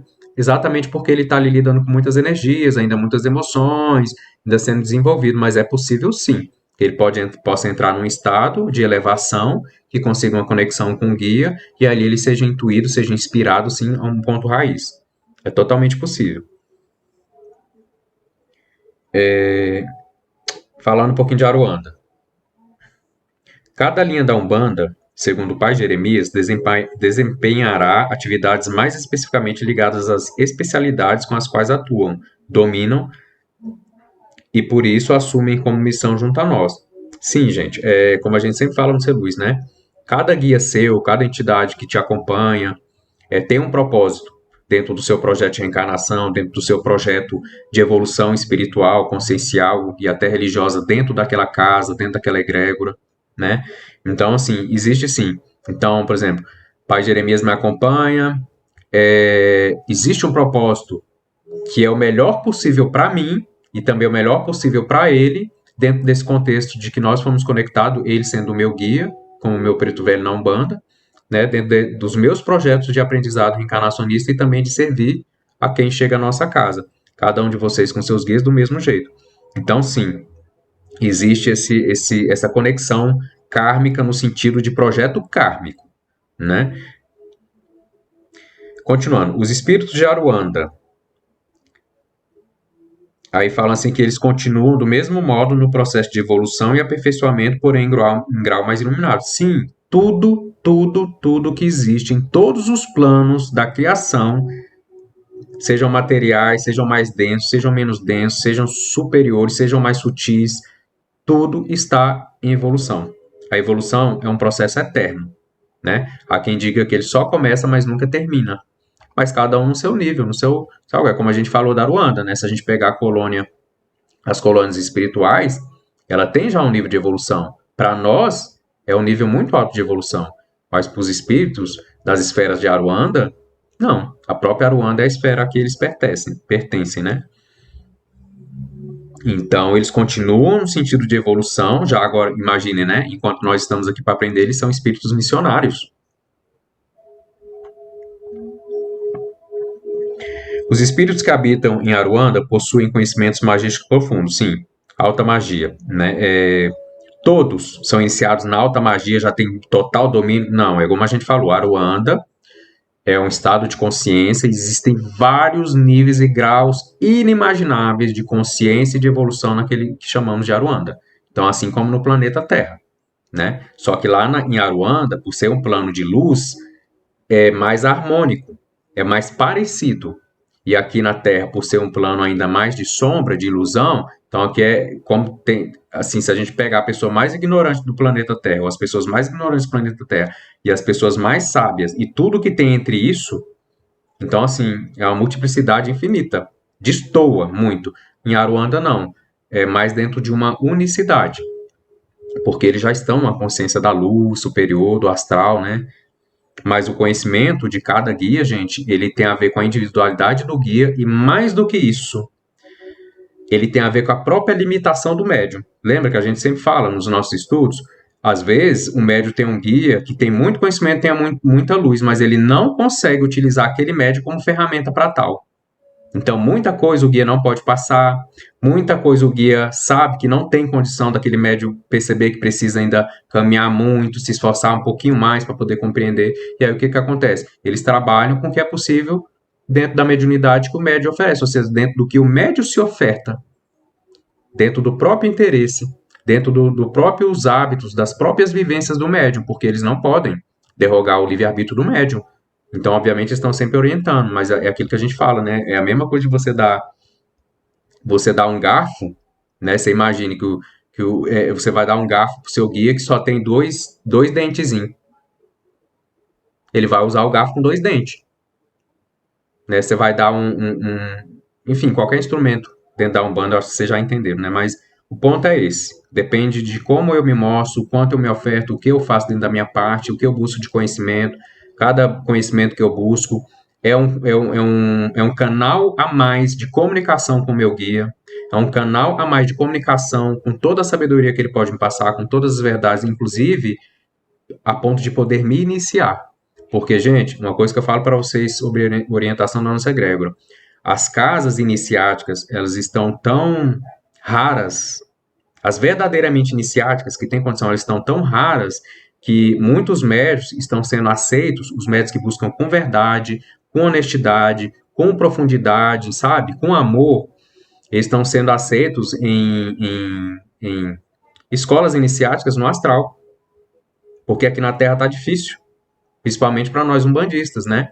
Então, assim, é por isso que eu falo para vocês, gente, se preparem, se façam merecedores, né? Para que antes de dormir vocês peçam aos seus guias que lhes levem, né? Que lhes direcionem a essas escolas iniciáticas, vocês vão ter contato com muita coisa que aqui na Terra não está tendo espaço ainda e que a gente vai ser a gente vai abrir esse espaço, nós vamos ser canal e vamos trazer essas coisas, porque tá difícil, né? Vamos buscar uma casa iniciática de Umbanda, tá difícil, existe, mas às vezes está muito longe da gente, às vezes nós não temos contato, às vezes nós não temos um propósito lá, né? Então, são vários motivos, mas existe sim a forma da gente ser iniciado no plano astral. Os espíritos, os conhecimentos de magia profunda, é isso mesmo. Aí algum de vocês mandou assim: precisamos nos aprofundar nos pontos raízes pelo seu alto fundamento em magia sonora. E eu tenho uma admiração muito grande também pelos pontos raízes de Umbanda. E hoje em dia está tão misturado o negócio, a gente já tem tanto ponto que é até difícil a gente saber quais são verdadeiramente os raízes e quais não são. Então, onde a gente vai passar? No nosso crivo da consciência do conhecimento. Vamos pegar, existem pontos, como a gente falou, maravilhosos aí, né? E dentro disso, os nossos próprios guias podem sim nos indicando quais são os raízes, quais não são, né? A gente tem guia para nos orientar também. Mas, de fato, assim, o que um ponto raiz traz, ou seja, para o que um ponto que um guia de Umbanda traz na essência para a gente, realmente, o seu alto fundamento, né? E o seu poder magístico sonoro, ele realmente é incomensurável aí. Uma coisa importante, como o som tocado pode alcançar os planos sutis que entidades operam. Verdade, a gente até já tocou nesse assunto, né? Os vários graus de cada dimensão, né? Os 7 planos de cada dimensão. Por isso as pessoas falam que com o atabaque é melhor para incorporar, porque o som adentra a esse plano sutil que as entidades operam. De fato, né, gente? Um atabaque bem tocado, um ponto bem cantado, uma palma bem firmada, equilibra os nossos chakras, amplia um pouquinho o nosso chakra de forma saudável, harmoniza a rotação dos nossos chakras, nós vamos ver isso nos vídeos mais à frente hoje, no nosso movimento que a gente vai fazer, eleva a nossa vibração de todos os nossos corpos, né, e inclusive dos corpos mais sutis. Então, o que acontece? Nós somos elevados a realmente, naquele sentido de nos consagrar ao plano sagrado das coisas, né, que é onde as verdades se encontram, diga-se de passagem, né.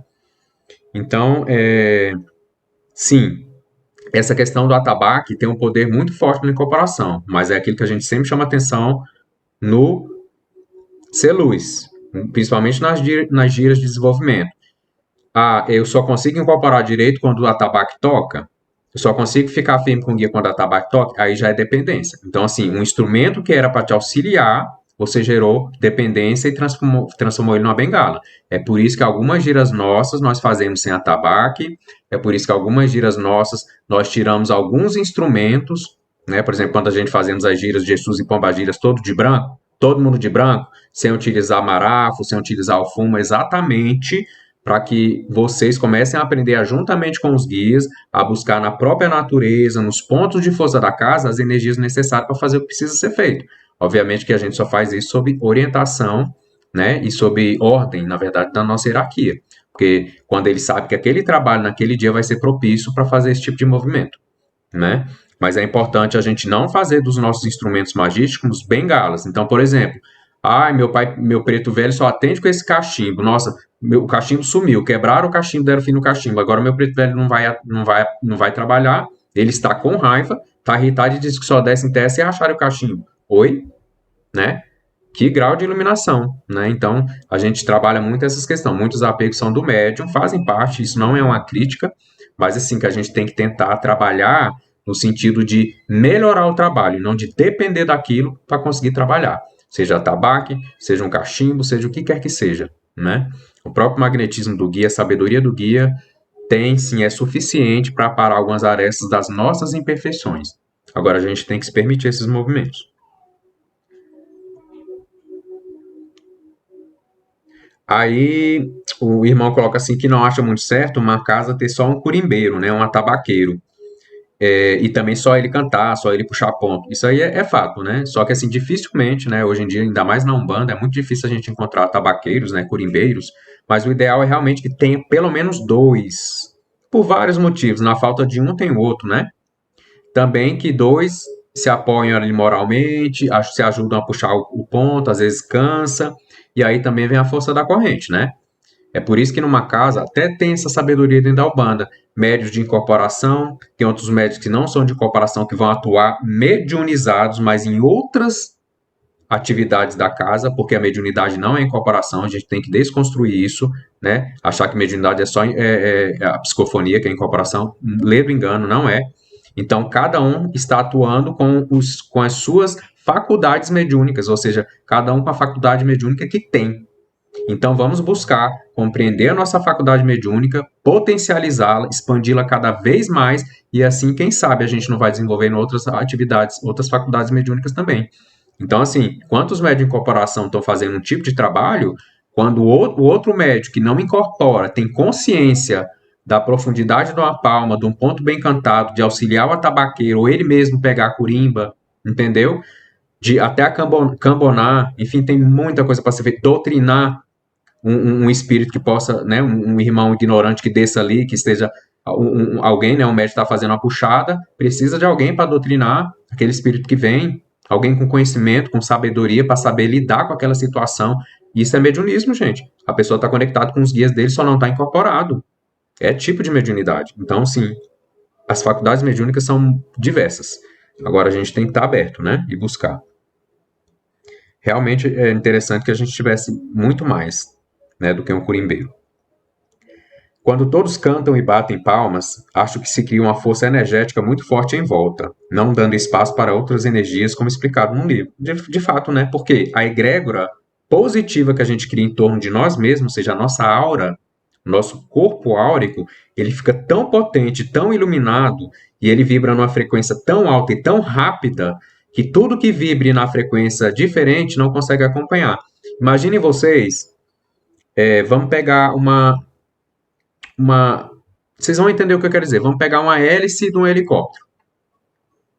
A hélice está rodando do helicóptero. Está ligado e está rodando.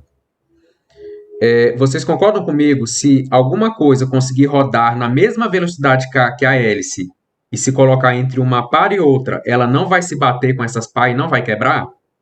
Não vai se ferir, não vai machucar?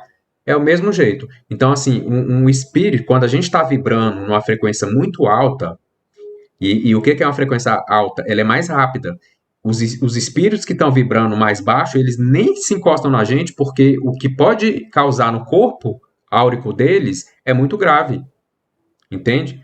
Porque a nossa rotação da nossa frequência rotatória está tão alta que se eles tentarem se encostar, eles podem ser não só receber um choque anímico muito grande da gente, como ser lançados longe, como eles podem ser paralisados, como eles podem ser, de certa forma, eu acho que o melhor exemplo é esse, de jogados mesmo para longe. Entendeu? Porque não tem, eles não conseguem. Agora, quando a nossa frequência está baixa, de acordo com a frequência deles, então eles se encaixam. Eles conseguem se encaixar com a gente e aí eles vão causar o agravo na gente. Então, qual é a melhor? Lógico que a gente sutilizar esse nosso campo áurico, aumentar a nossa vibração, e é por isso que eu falo, gente, se nós soubéssemos usar as nossas frequências da forma correta, e o magismo, a nossa iniciação na nossa casa espírita de luz, o princípio do magismo da luz tem esse princípio, que nós vamos sim aprender a utilizar, a melhorar a nossa frequência de ponto que vírus, bactérias, essas coisas que vibram na densidade não conseguem se acoplar no nosso corpo perispiritual, e assim não alcança o físico. Isso a gente está falando de doenças graves e tal, e obviamente fora do projeto kármico da pessoa, de aprendizado, né? Porque, enfim, na verdade, o próprio conhecimento, a sabedoria nos eleva no sentido de aprender pelo amor. Isso é o que é importante, né? Então, em muitos casos, a gente se livra de muitos acontecimentos, por quê? Pelo amor, por agir com sabedoria, por agir com conhecimento, né? Então, isso é importante. Aí, um de vocês trouxe assim também que a Aruanda deve ser bastante diferente do nosso lar. Explicado no livro de Chico Xavier. Verdade, completamente diferente, é outra coisa.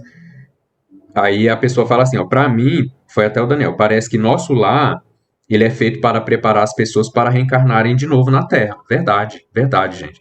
E me parece que a Aruanda não, de fato. A Aruanda não está preparando ninguém para encarnar na Terra, não. Realmente é aquilo que eu falei, é uma esfera de consciência onde os espíritos que ali se encontram já são missionários, né? Podem encarnar sim, mas longe de estarem sendo preparados na Aruanda, eles simplesmente podem encarnar e desencarnar porque já são espíritos de grande evolução para trazer um conhecimento, para projetar mais consciência, mais luz na Terra por meio do corpo, porque vou dizer uma coisa para vocês, vocês já pararam para analisar por que que os nossos guias não fazem o trabalho deles sem nos utilizar como medianeiros, como instrumentos? Já parar para analisar isso? Simplesmente porque é um princípio da lei, que quem age nesse plano aqui é quem está nesse plano. A responsabilidade de cuidar, de co-criar junto a esse plano, é quem está nesse plano, não é dos guias. Os guias nos auxiliam a nos despertar e a nos auxiliar nessa caminhada, mas a responsabilidade é nossa. Entendeu? Então, assim, dentro da lei há esse princípio que realmente eles não nem podem nem atuam diretamente na matéria, mas é por meio de nós. Inclusive, como a gente fala, né, dentro desse jogo da existência, entre aspas, a bola da vez somos nós que estamos encarnados. Então, quem está encarnado é que tem sim a responsabilidade de tomar consciência e trazer consciência para esse plano de existência. Então, não é responsabilidade dos nossos guias. É nossa responsabilidade, eles estão aqui para nos auxiliar e não nos carregar, né? Os pontos raízes, como foi dito, não podem ser alterados. Não devem ser alterados, né? Muitos pontos que escuto de outras casas, com mudanças de letras, não seriam propriamente raiz ou seriam mudados por envaidecimento do médium? Pode ser sim com envaidecimento, acaba trocando, é igual eu falo, existem mudanças, como por exemplo, no C. Luiz mesmo a gente faz algumas trocas, mas a gente não mexe em pontos raízes. Nós pegamos alguns pontos e às vezes mudamos, vamos chamar Pai Joaquim e a gente coloca o nome do Pai Joaquim, naquele ponto de chamada de um preto velho. Entendeu? Agora, quando o ponto não é muito específico da entidade, porque tem pontos que são muito específicos para a entidade. Quando ele é muito específico e traz uma assinatura energética muito específica, isso já é um sinal de que esse ponto não deve ser alterado, né? Então, existem alguns pontos do Zé Pilintra que é muito específico, existem alguns pontos do Tranca-Rua que é muito específico, né, de algum outro guia. Agora, existem alguns pontos que são mais gerais, que são pontos que a gente considera universais dentro da Umbanda, e esses pontos a gente pode sim utilizar para chamar um preto velho. Aí a gente tem um preto velho na casa, aí a gente põe o nome daquele preto velho daquela, né, para chamar. Mas geralmente os pontos raiz realmente não devem ser mudados, né, não deveriam ser mudados. Existem muitos métodos que mudam por vaidade, acaba estragando o ponto, mudando palavras, mudando trechos, até dando um ritmo que às vezes não é muito harmônico. Isso pode acontecer, mas também existem outras mudanças que são tão benéficas quanto o próprio ponto em si cantado na sua origem, né? Então não tem muito problema. Quando um médium de boa moral e evolução se conectarem com seus guias e até ir à morada de luz de Aruanda. Tá perguntando, né? Isso pode ocorrer, ou seja, um médium de boa moral e evolução se conectar com seus guias e ir até Aruanda? Poderia isso acontecer com algum médium que esteja se perdendo na caminhada, como um resgate, por exemplo? Por exemplo, para resgatar o médium e levar ele para Aruanda? Penso eu que dentro do meu conhecimento, não. Né? Até para as colônias espirituais é complicado a gente ter esse acesso muito direto. A gente tem que estar num certo nível de sintonia com as vibrações ali da colônia exatamente para conseguir, né, ser aceito e adentrar. Porque, gente, a lei que manda nos planos espirituais é a lei da afinidade e da sintonia. Se não há nenhum nível de afinidade ou sintonia, não tem como a coisa acontecer. Então não é como aqui que o nosso corpo físico, ele serve como uma grande âncora, que, por exemplo, tanto eu posso entrar numa igreja, quanto num centro espírita, tanto eu posso ir de um país a outro, que não tem diferença. Nos planos espirituais, não. Nos planos espirituais, é a lei de afinidade e sintonia que manda. Então, não basta querer, você tem que estar vibrando na frequência que automaticamente, entre aspas, né, você é atraído para as frequências em que você vibra. Então, se você vibra na frequência de uma colônia, você irá, ao desencarnar, para as colônias. Se você vibra na frequência dos umbrais inferiores, você, ao desencarnar, quando você perde essa âncora física, o seu espírito, ele vai atuar pela lei da sintonia e afinidade. Ele vai para o plano onde ele é mais sintônico, onde ele é mais afim. É por isso que a gente ouve falar dos vales dos tatuados, dos vales dos suicidas, dos vales dos sexólatras, do vale dos espíritas, né? Que são aqueles que se acham que já são grandes espíritos e não são. Então, assim, vai por sintonia e afinidade, né? Os planos são muitos. Então, assim, eu não acredito que um espírito, para ser resgatado, a lei de resgate, os princípios do resgate e a forma de resgate, ela é muito pessoal, é muito individualizada. Então, assim, não é com base em plano, Aruanda ou colônia, é mais numa ação que precisa ser feita em torno daquele espírito para que ele desperte com a verdade e melhore a sintonia dele. Né? Inclusive, o momento que alguns espíritos passam no umbral inferior é exatamente para que o próprio umbral do mesmo jeito, gente, que aquelas sujeiras que vão para o fundo do mar, que vão para o fundo dos lagos, que vão para vamos falar aí dos sítios energéticos da nossa mamãe Nanã, né? Os pântanos, os charcos. Então, aquilo ali é o que exatamente vai transmutar aquela energia mais densa. Então, o umbral é exatamente uma porta de entrada, é uma porta de entrada para os planos mais sutis. Só que tem alguns que não conseguem atravessar essa porta e fica no umbral. Exatamente porque precisa descarregar toda a densidade e vai ficar o tempo necessário e suficiente para descarregar até que possa ou reencarnar ou então seguir para uma colônia, né?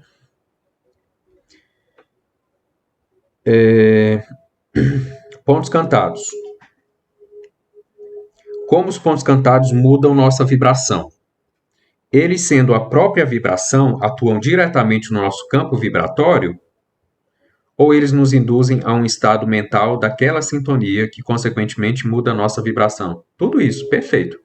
Então, de fato, como é que os pontos cantados mudam a nossa vibração? Porque o próprio ponto cantado é uma vibração que, ao tocar os nossos corpos, as nossas frequências, por sintonia e afinidade e por permissão nossa, porque a gente está ali dentro de uma casa na postura passiva de recepcionar, então esse ponto vem, toca na gente e eleva a nossa vibração. É o mesmo princípio de um passo magnético. Vamos supor, quando a gente vai dar um passo em alguém, o que acontece? A pessoa está com a vibração baixa, a pessoa está desconectada, não está bem. O que o passista faz? Ele transfere o seu magnetismo que está numa frequência superior, e esse magnetismo, ao adentrar os corpos sutis daquele paciente, começa a elevar aos poucos a frequência daquele paciente. É por isso que, normalmente, depois de um passe, a gente se sente muito bem. É porque o passista, ele estava preparado, obviamente, quando o passista é preparado, né? Ele se preparou, ele é preparado, ele estava num nível de elevação tão grande que quando o corpo, a alma dele e o magnetismo dele, o ectoplasma dele me tocou, naturalmente, não é automaticamente, é naturalmente eleva a minha frequência.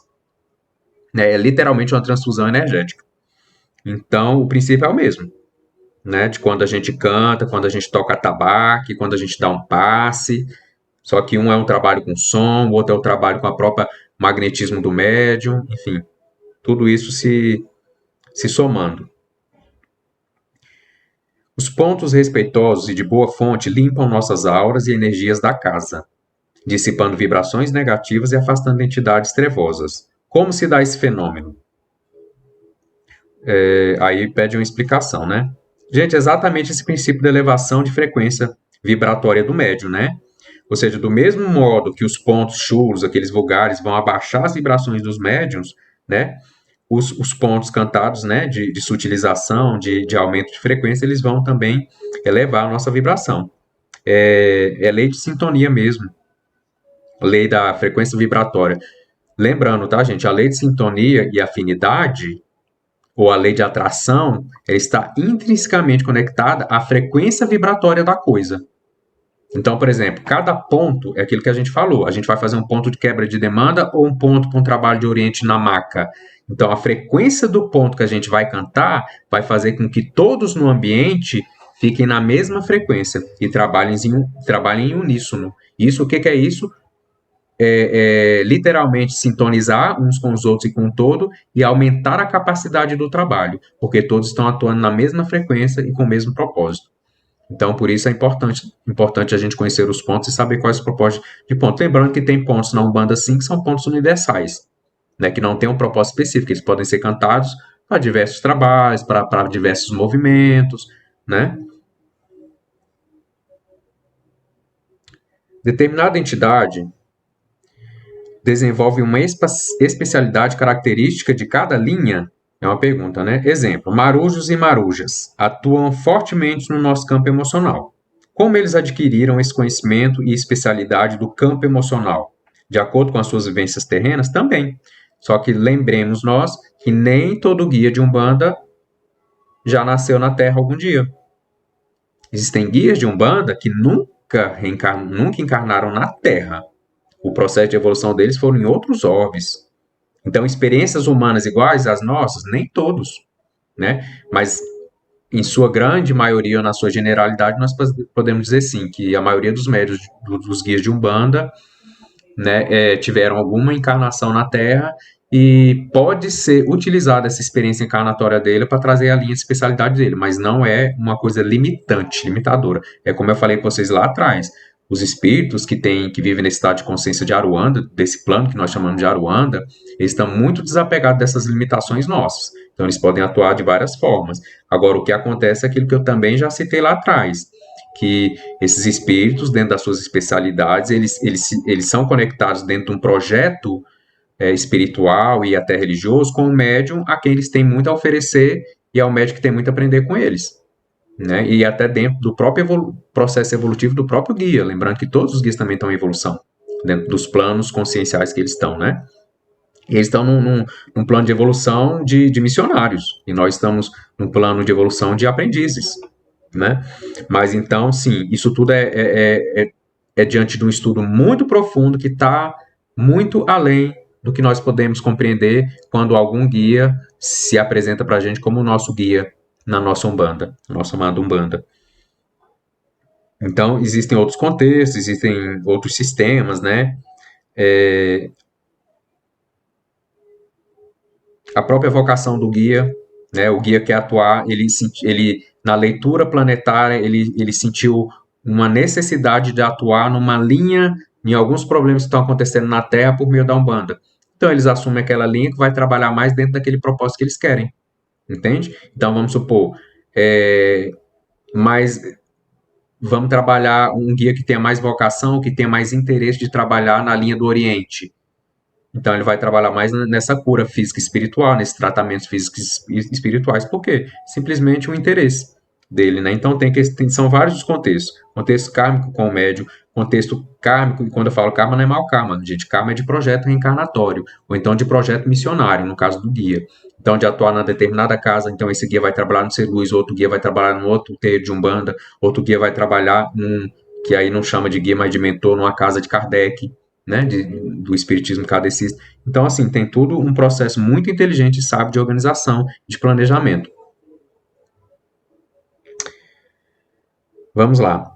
Aí mandaram como um ponto importante para ressaltar, né? De forma geral, entendemos a Aruanda não como uma colônia ou uma cidade espiritual específica, por assim dizer, mas como um determinado nível ou plano de vibração, onde reinam a paz, o amor e o trabalho em prol da humanidade em uma dimensão em plena harmonia. É por aí. Seguindo. Vamos lá.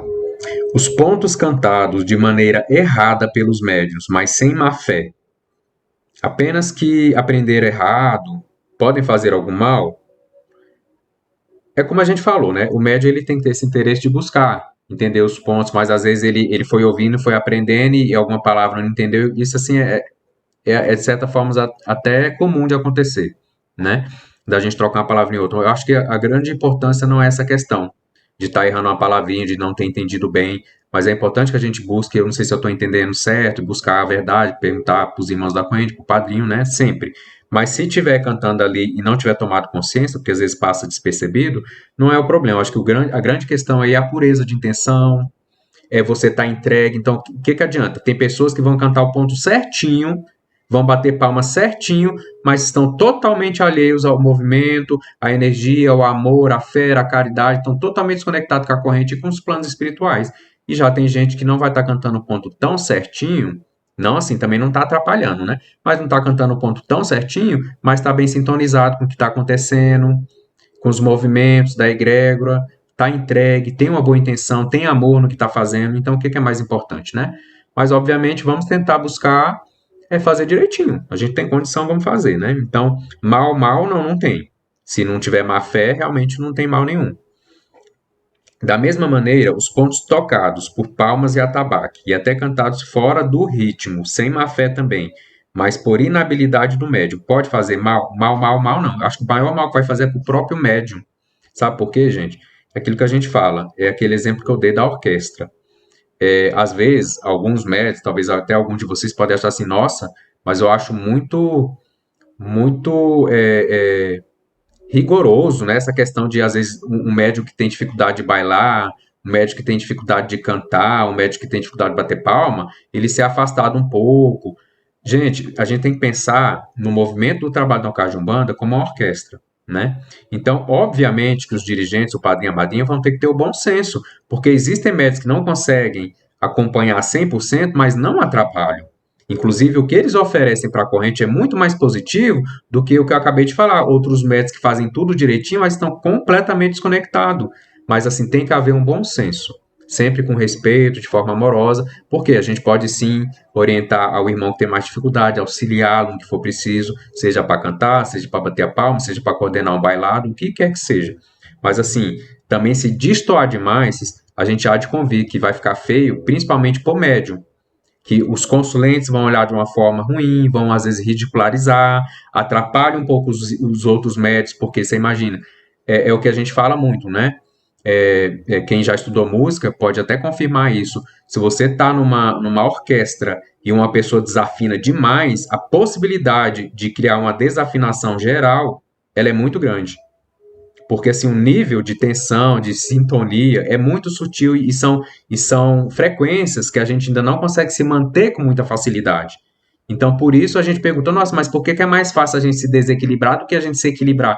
Exatamente porque as nossas frequências, elas são mais baixas. Então, a gente tem muito mais facilidade de se manter numa frequência baixa do que nos manter numa frequência alta. Então, por que é mais fácil a gente desafinar quando tem alguém desafinado do nosso lado do que afinar quando tem alguém afinado do nosso lado? Exatamente por essa nossa predisposição. Foi o que nós viemos fazendo ao longo das nossas existências e agora nós estamos mudando isso a pouco, obviamente. Aí falam assim, né? Eu compreendo a Ruanda como uma pátria espiritual. Gente, eu gosto tanto dessa palavra, ela me remonta, ela me traz uma memória tão assim iluminada, de um momento tão bom, sabe? De algumas existências que certamente todos nós tivemos.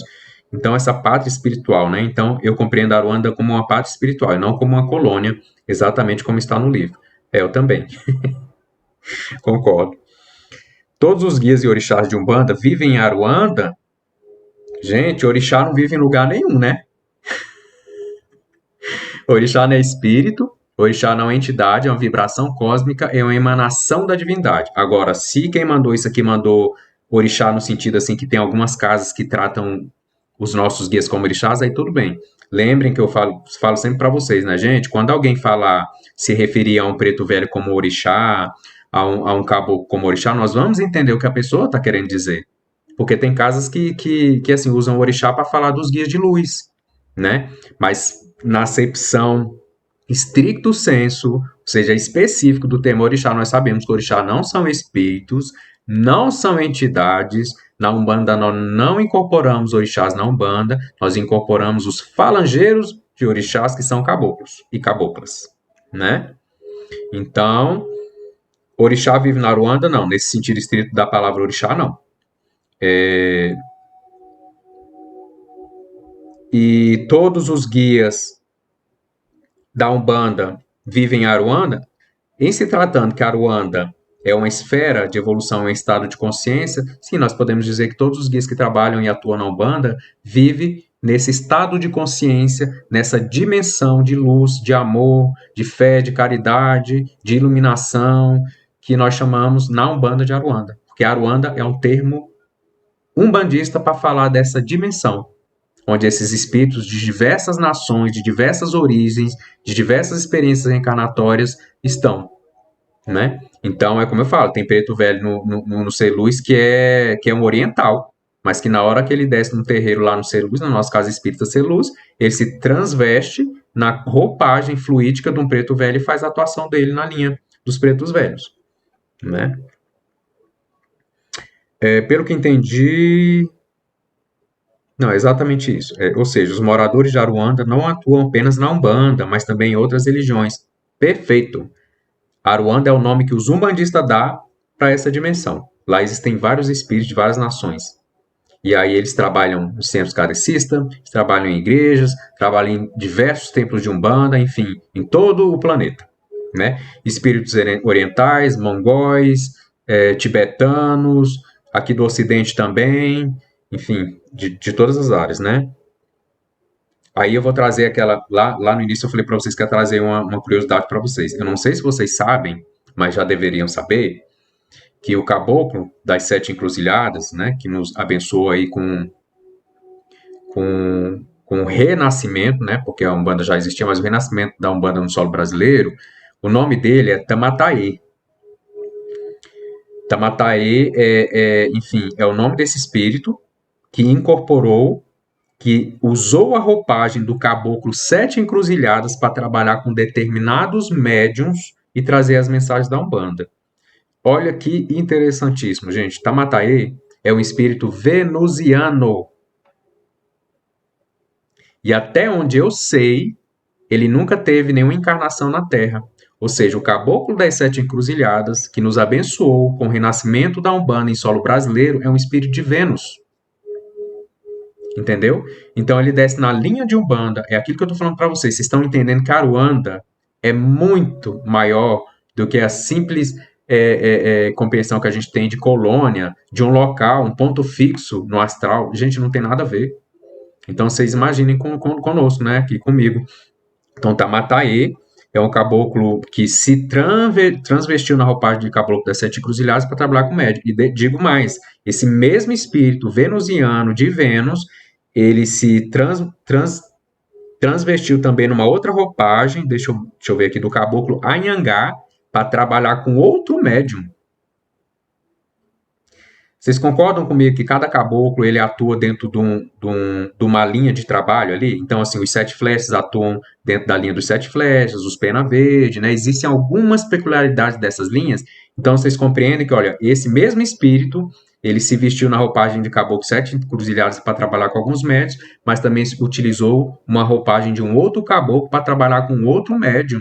Então, eles não estão limitados. Nós é que somos limitados de algumas formas, né? Então, rezemos nós para que possamos algum dia alcançar esse nível de ter também trabalhando conosco, com nós como medianeiros, como médios, espíritos assim, até de outros planetas, de outro orbe, para enriquecer a nossa experiência aqui na Terra, né? Porque é enriquecimento. É melhor? Não, não é questão de melhor ou pior, é questão de enriquecer as nossas experiências. Então, assim, quando a gente fala de Aruanda, é tão amplo, é tão inimaginável ainda para a gente, é por isso que vocês podem perceber que nenhuma entidade traz um conceito absoluto do que é Aruanda. Mas, assim, nos trazem ideias, porque segundo orientações que nós tivemos da nossa egrégora, é tão inconcebível para a gente entender como é o existir em Aruanda, que não tem como eles falar sobre isso com a gente. Então, eles podem trazer um pouco da ideia, meio que tentar desapegar a gente de limites, de rotular, de trazer pontos. Então, Aruanda, a gente já pensa o seguinte: os muros de Aruanda. Oi, não tem muro. Não é um local, não é uma construção, né? Então, a gente tenta imaginar como uma colônia. Né? Quando eu comecei a ter contato com Aruanda, lá no início da minha caminhada, eu pensava em Aruanda como uma colônia, que era num ponto fixo do astral da Terra, que tinha muros igual a colônia, que tinha construções igual a colônia. Oi, não tem nada a ver com isso. Não tem nada a ver com isso. Agora, podem existir no plano de Aruanda alguma construção? Pode. Tanto pode quanto não precisa. Então, assim, eles não se limitam, mas eles podem utilizar, sim, para determinados movimentos. Né? Assim, do mesmo modo como nós sabemos que existem pontos socorristas no próprio umbral inferior, onde são construções feitas por espíritos de luz, para que alguns espíritos que estão sendo resgatados ali do umbral inferior, que ainda não podem ir para a colônia, ficam ali nos planos mais superiores daquele umbral inferior. Lembra que eu falei? Só um minutinho, Luiz. Lembra que eu falei que cada plano existem vários graus ali, várias dimensões? Então, existem sim construções que estão assim no plano mais superior do umbral inferior, né, fazendo aqui um joguinho de palavras, que é onde são os pontos socorristas, porque são espíritos que são resgatados do umbral mais inferior, mas não podem ainda ser levados para a colônia. Ainda precisam ali entrar num processo de catarse, de limpar um pouquinho mais o perispírito para poder ir para as colônias. Então, a Luísa me lembrou da coisa importantíssima aqui, que eu passei batido. Igual eu falei, eu não me lembrava desse espírito ter encarnado aqui na Terra, o dos sete encruzilhados venusiano, né? Mas ele teve sim encarnação na Terra. Inclusive, ele era um padre. Ele encarnou como padre. Não sei se foi a única encarnação, se foi alguma das. Pelo que eu estou me lembrando da história, realmente foi algumas das encarnações dele. Então, ele teve encarnado na Terra também. Então, provavelmente antes até de seguir para Vênus, né? Enfim, mas bem lembrado, Luiz, eu não estava lembrado, eu até citei, né? Até onde eu me lembre, eu não sei se ele tinha encarnado, mas de fato ele já teve encarnado na Terra como padre. Eu não lembro o nome do padre, mas teve sim, tá, gente? São muitas peculiaridades, né? Então a Blenda perguntou com relação assim, porque eu falo do renascimento da Umbanda, né, em solo brasileiro, porque na verdade a Umbanda, segundo os estudos mais antigos que a gente faz, desde a Atlântida, a Umbanda, não nesse contexto que a gente vive hoje, porque obviamente está num contexto mais contemporâneo das nossas realidades, né, mas a Umbanda, a verdadeira Umbanda, ela é oriunda da Umbandã, né, da Umpran a Umbandã, e a Umbanda como luz e lei divina, ela existe antes de nós existirmos nesse plano da existência.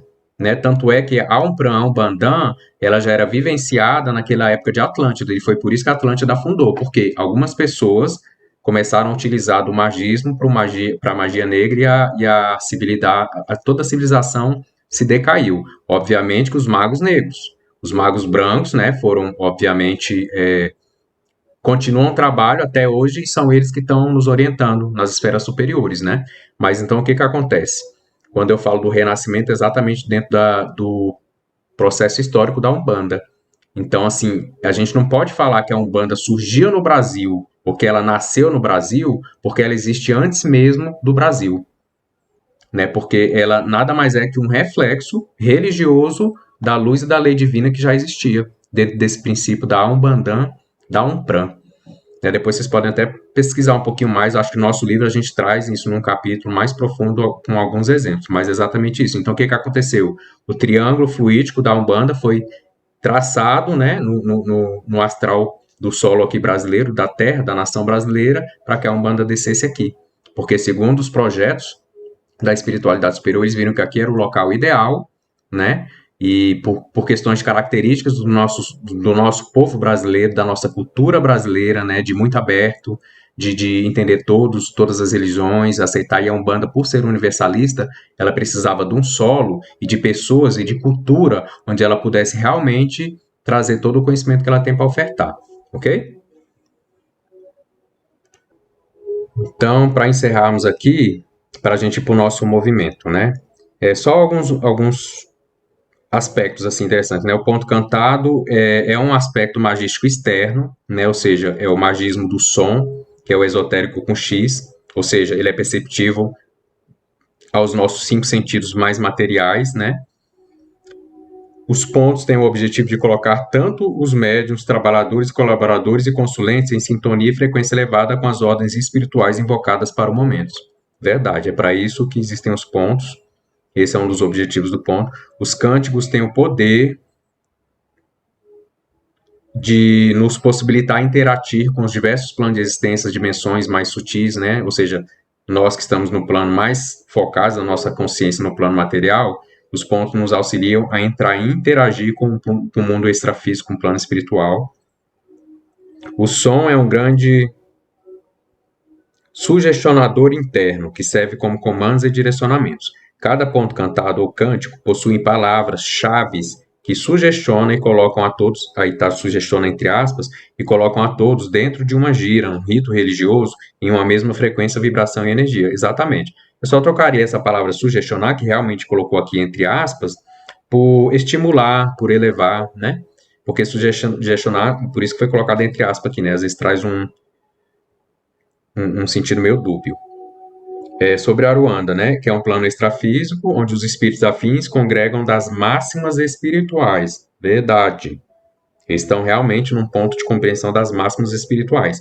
Aruanda é regida pelas máximas de amor, abnegação, humildade, caridade e convergência consciencial, apoiada no auxílio ao próximo. São espíritos missionários, né?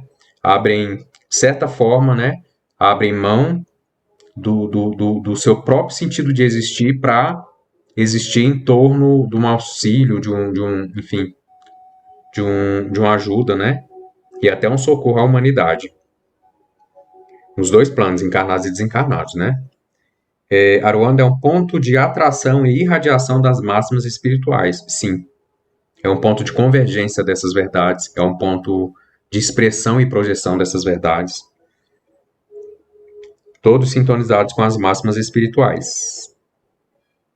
Aí eu trouxe só um resumo, porque assim, eu percebi que a Aruanda trouxe muitos questionamentos, muitas dúvidas. Então eu peguei um textozinho do livro, que é um resumo do conceito de Aruanda, né? Do conceito, entre aspas, porque não é um conceito absoluto, mas é para nos trazer uma ideia mais clara, né? Diz assim, no nosso livro 2 de A Umbanda como Luz e Lei Divina. Em resumo, em Aruanda, uma esfera superior, vive-se do amor e pelo amor, e seus espíritos de luz, que podem assumir diversas roupagens, frequências vibratórias e atuarem em diversos trabalhos, linhas, templos ou religiões, descem à Terra no intuito missionário de abnegadamente auxiliar a humanidade nos caminhos evolutivos dentro da Umbanda, por exemplo. Isso porque trabalham em outras casas, sobre outras formas e doutrinas, ainda que muitos não aceitem ou não tenham mesmo condições de notar suas presenças nas diferentes roupagens fluídicas que podem assumir. Nós, umbandistas, que chamamos essa esfera superior de Aruanda. Certamente outras religiões a conhecem por outros nomes.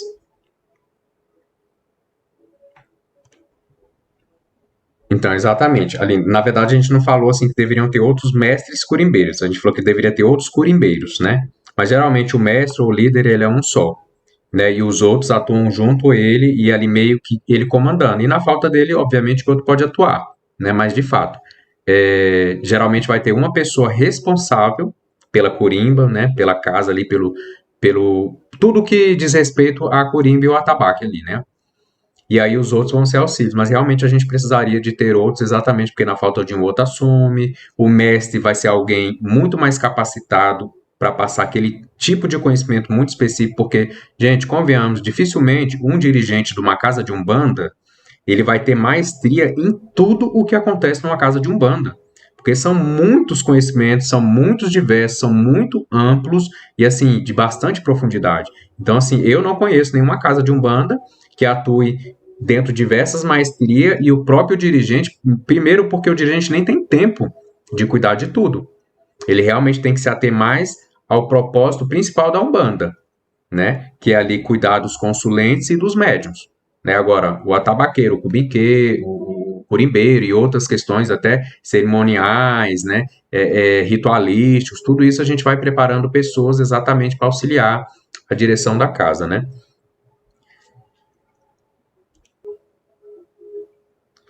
Então, por hoje é só. Aí nós estudamos, então, aprofundamos um pouquinho mais, né? Obviamente não abordamos tudo que está nesses capítulos, mas trouxemos aí algumas respostas aos questionamentos trazidos por vocês, né? Sobre o capítulo 18, Pontos Cantados, e o capítulo 19, a Aruanda, né? Do livro A Umbanda como Luz e Lei Divina, da série A Imaculação da Umbanda,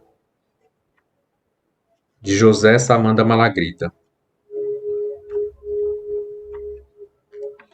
Então, por hoje é só. E até a próxima. Fiquem com Deus e que nosso Pai Oxalá nos abençoe, agora e para todo sempre.